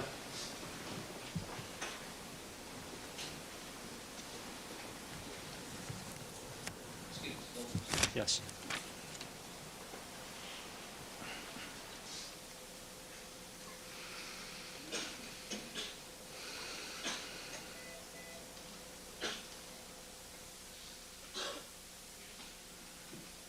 Thank you, counsel.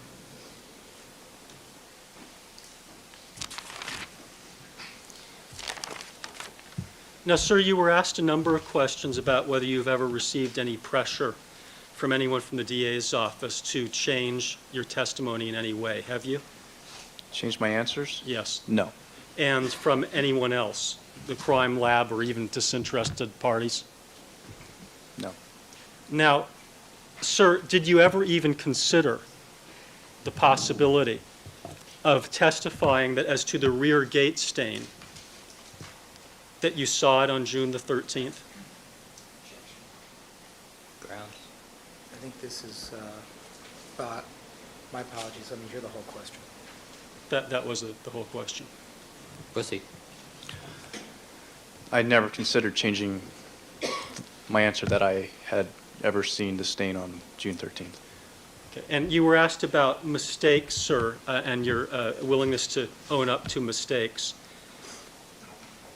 If you could do something differently at the crime scene, would you like to have collected that stain on the 13th? Yes.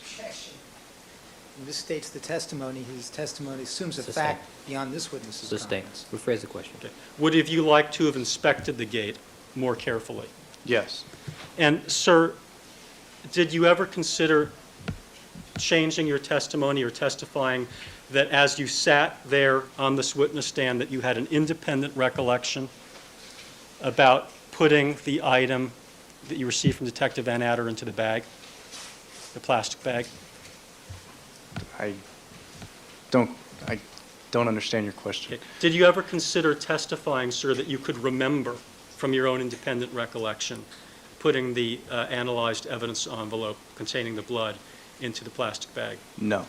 Did you ever consider, sir, testifying that you looked at the socks, item number 13, carefully enough and saw blood on them? No.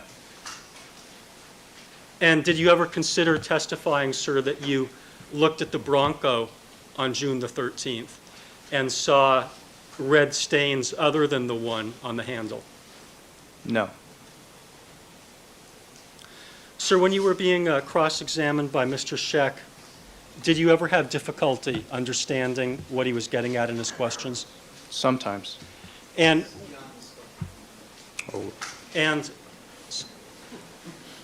when you were being cross-examined, sir, did you, how did it make you feel when you were sort of being yelled at in an accusatory? I would object and choose Sustained. to strike. Sustained.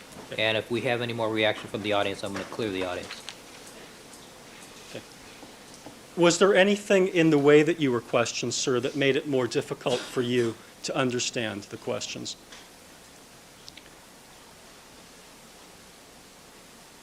Yes. And what was that? It was a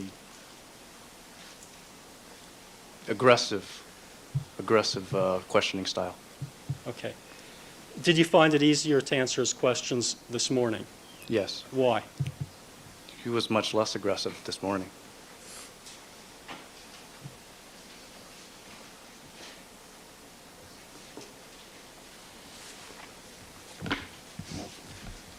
Do you consider being accused of engaging in a cover-up less aggressive?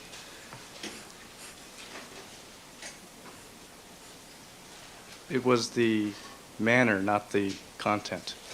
Okay.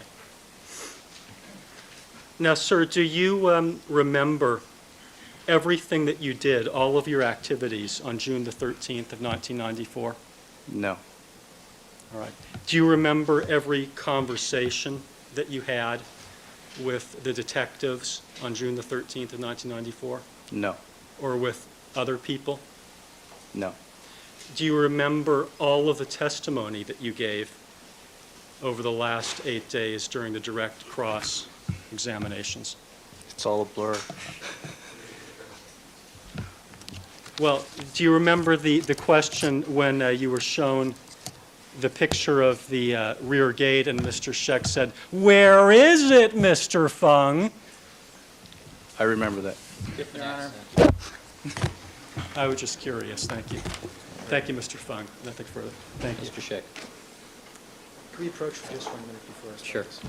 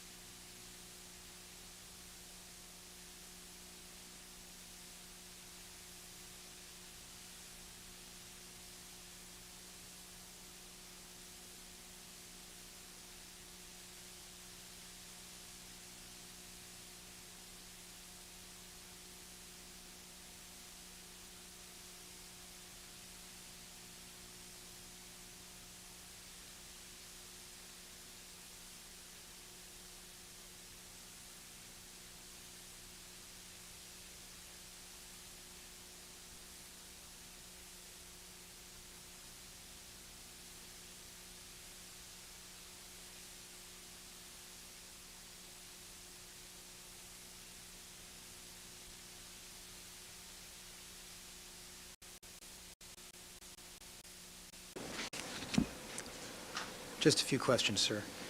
Mr. Fung, it's easier to testify on direct examination than cross-examination. Yes, it is. And you've been a witness a number of times in different cases. Yes. And it's always more difficult to testify on cross-examination than direct examination. Yes. And would you not agree, sir, that some of the difficulties you had answering the questions on cross-examination during this trial had to do with the facts?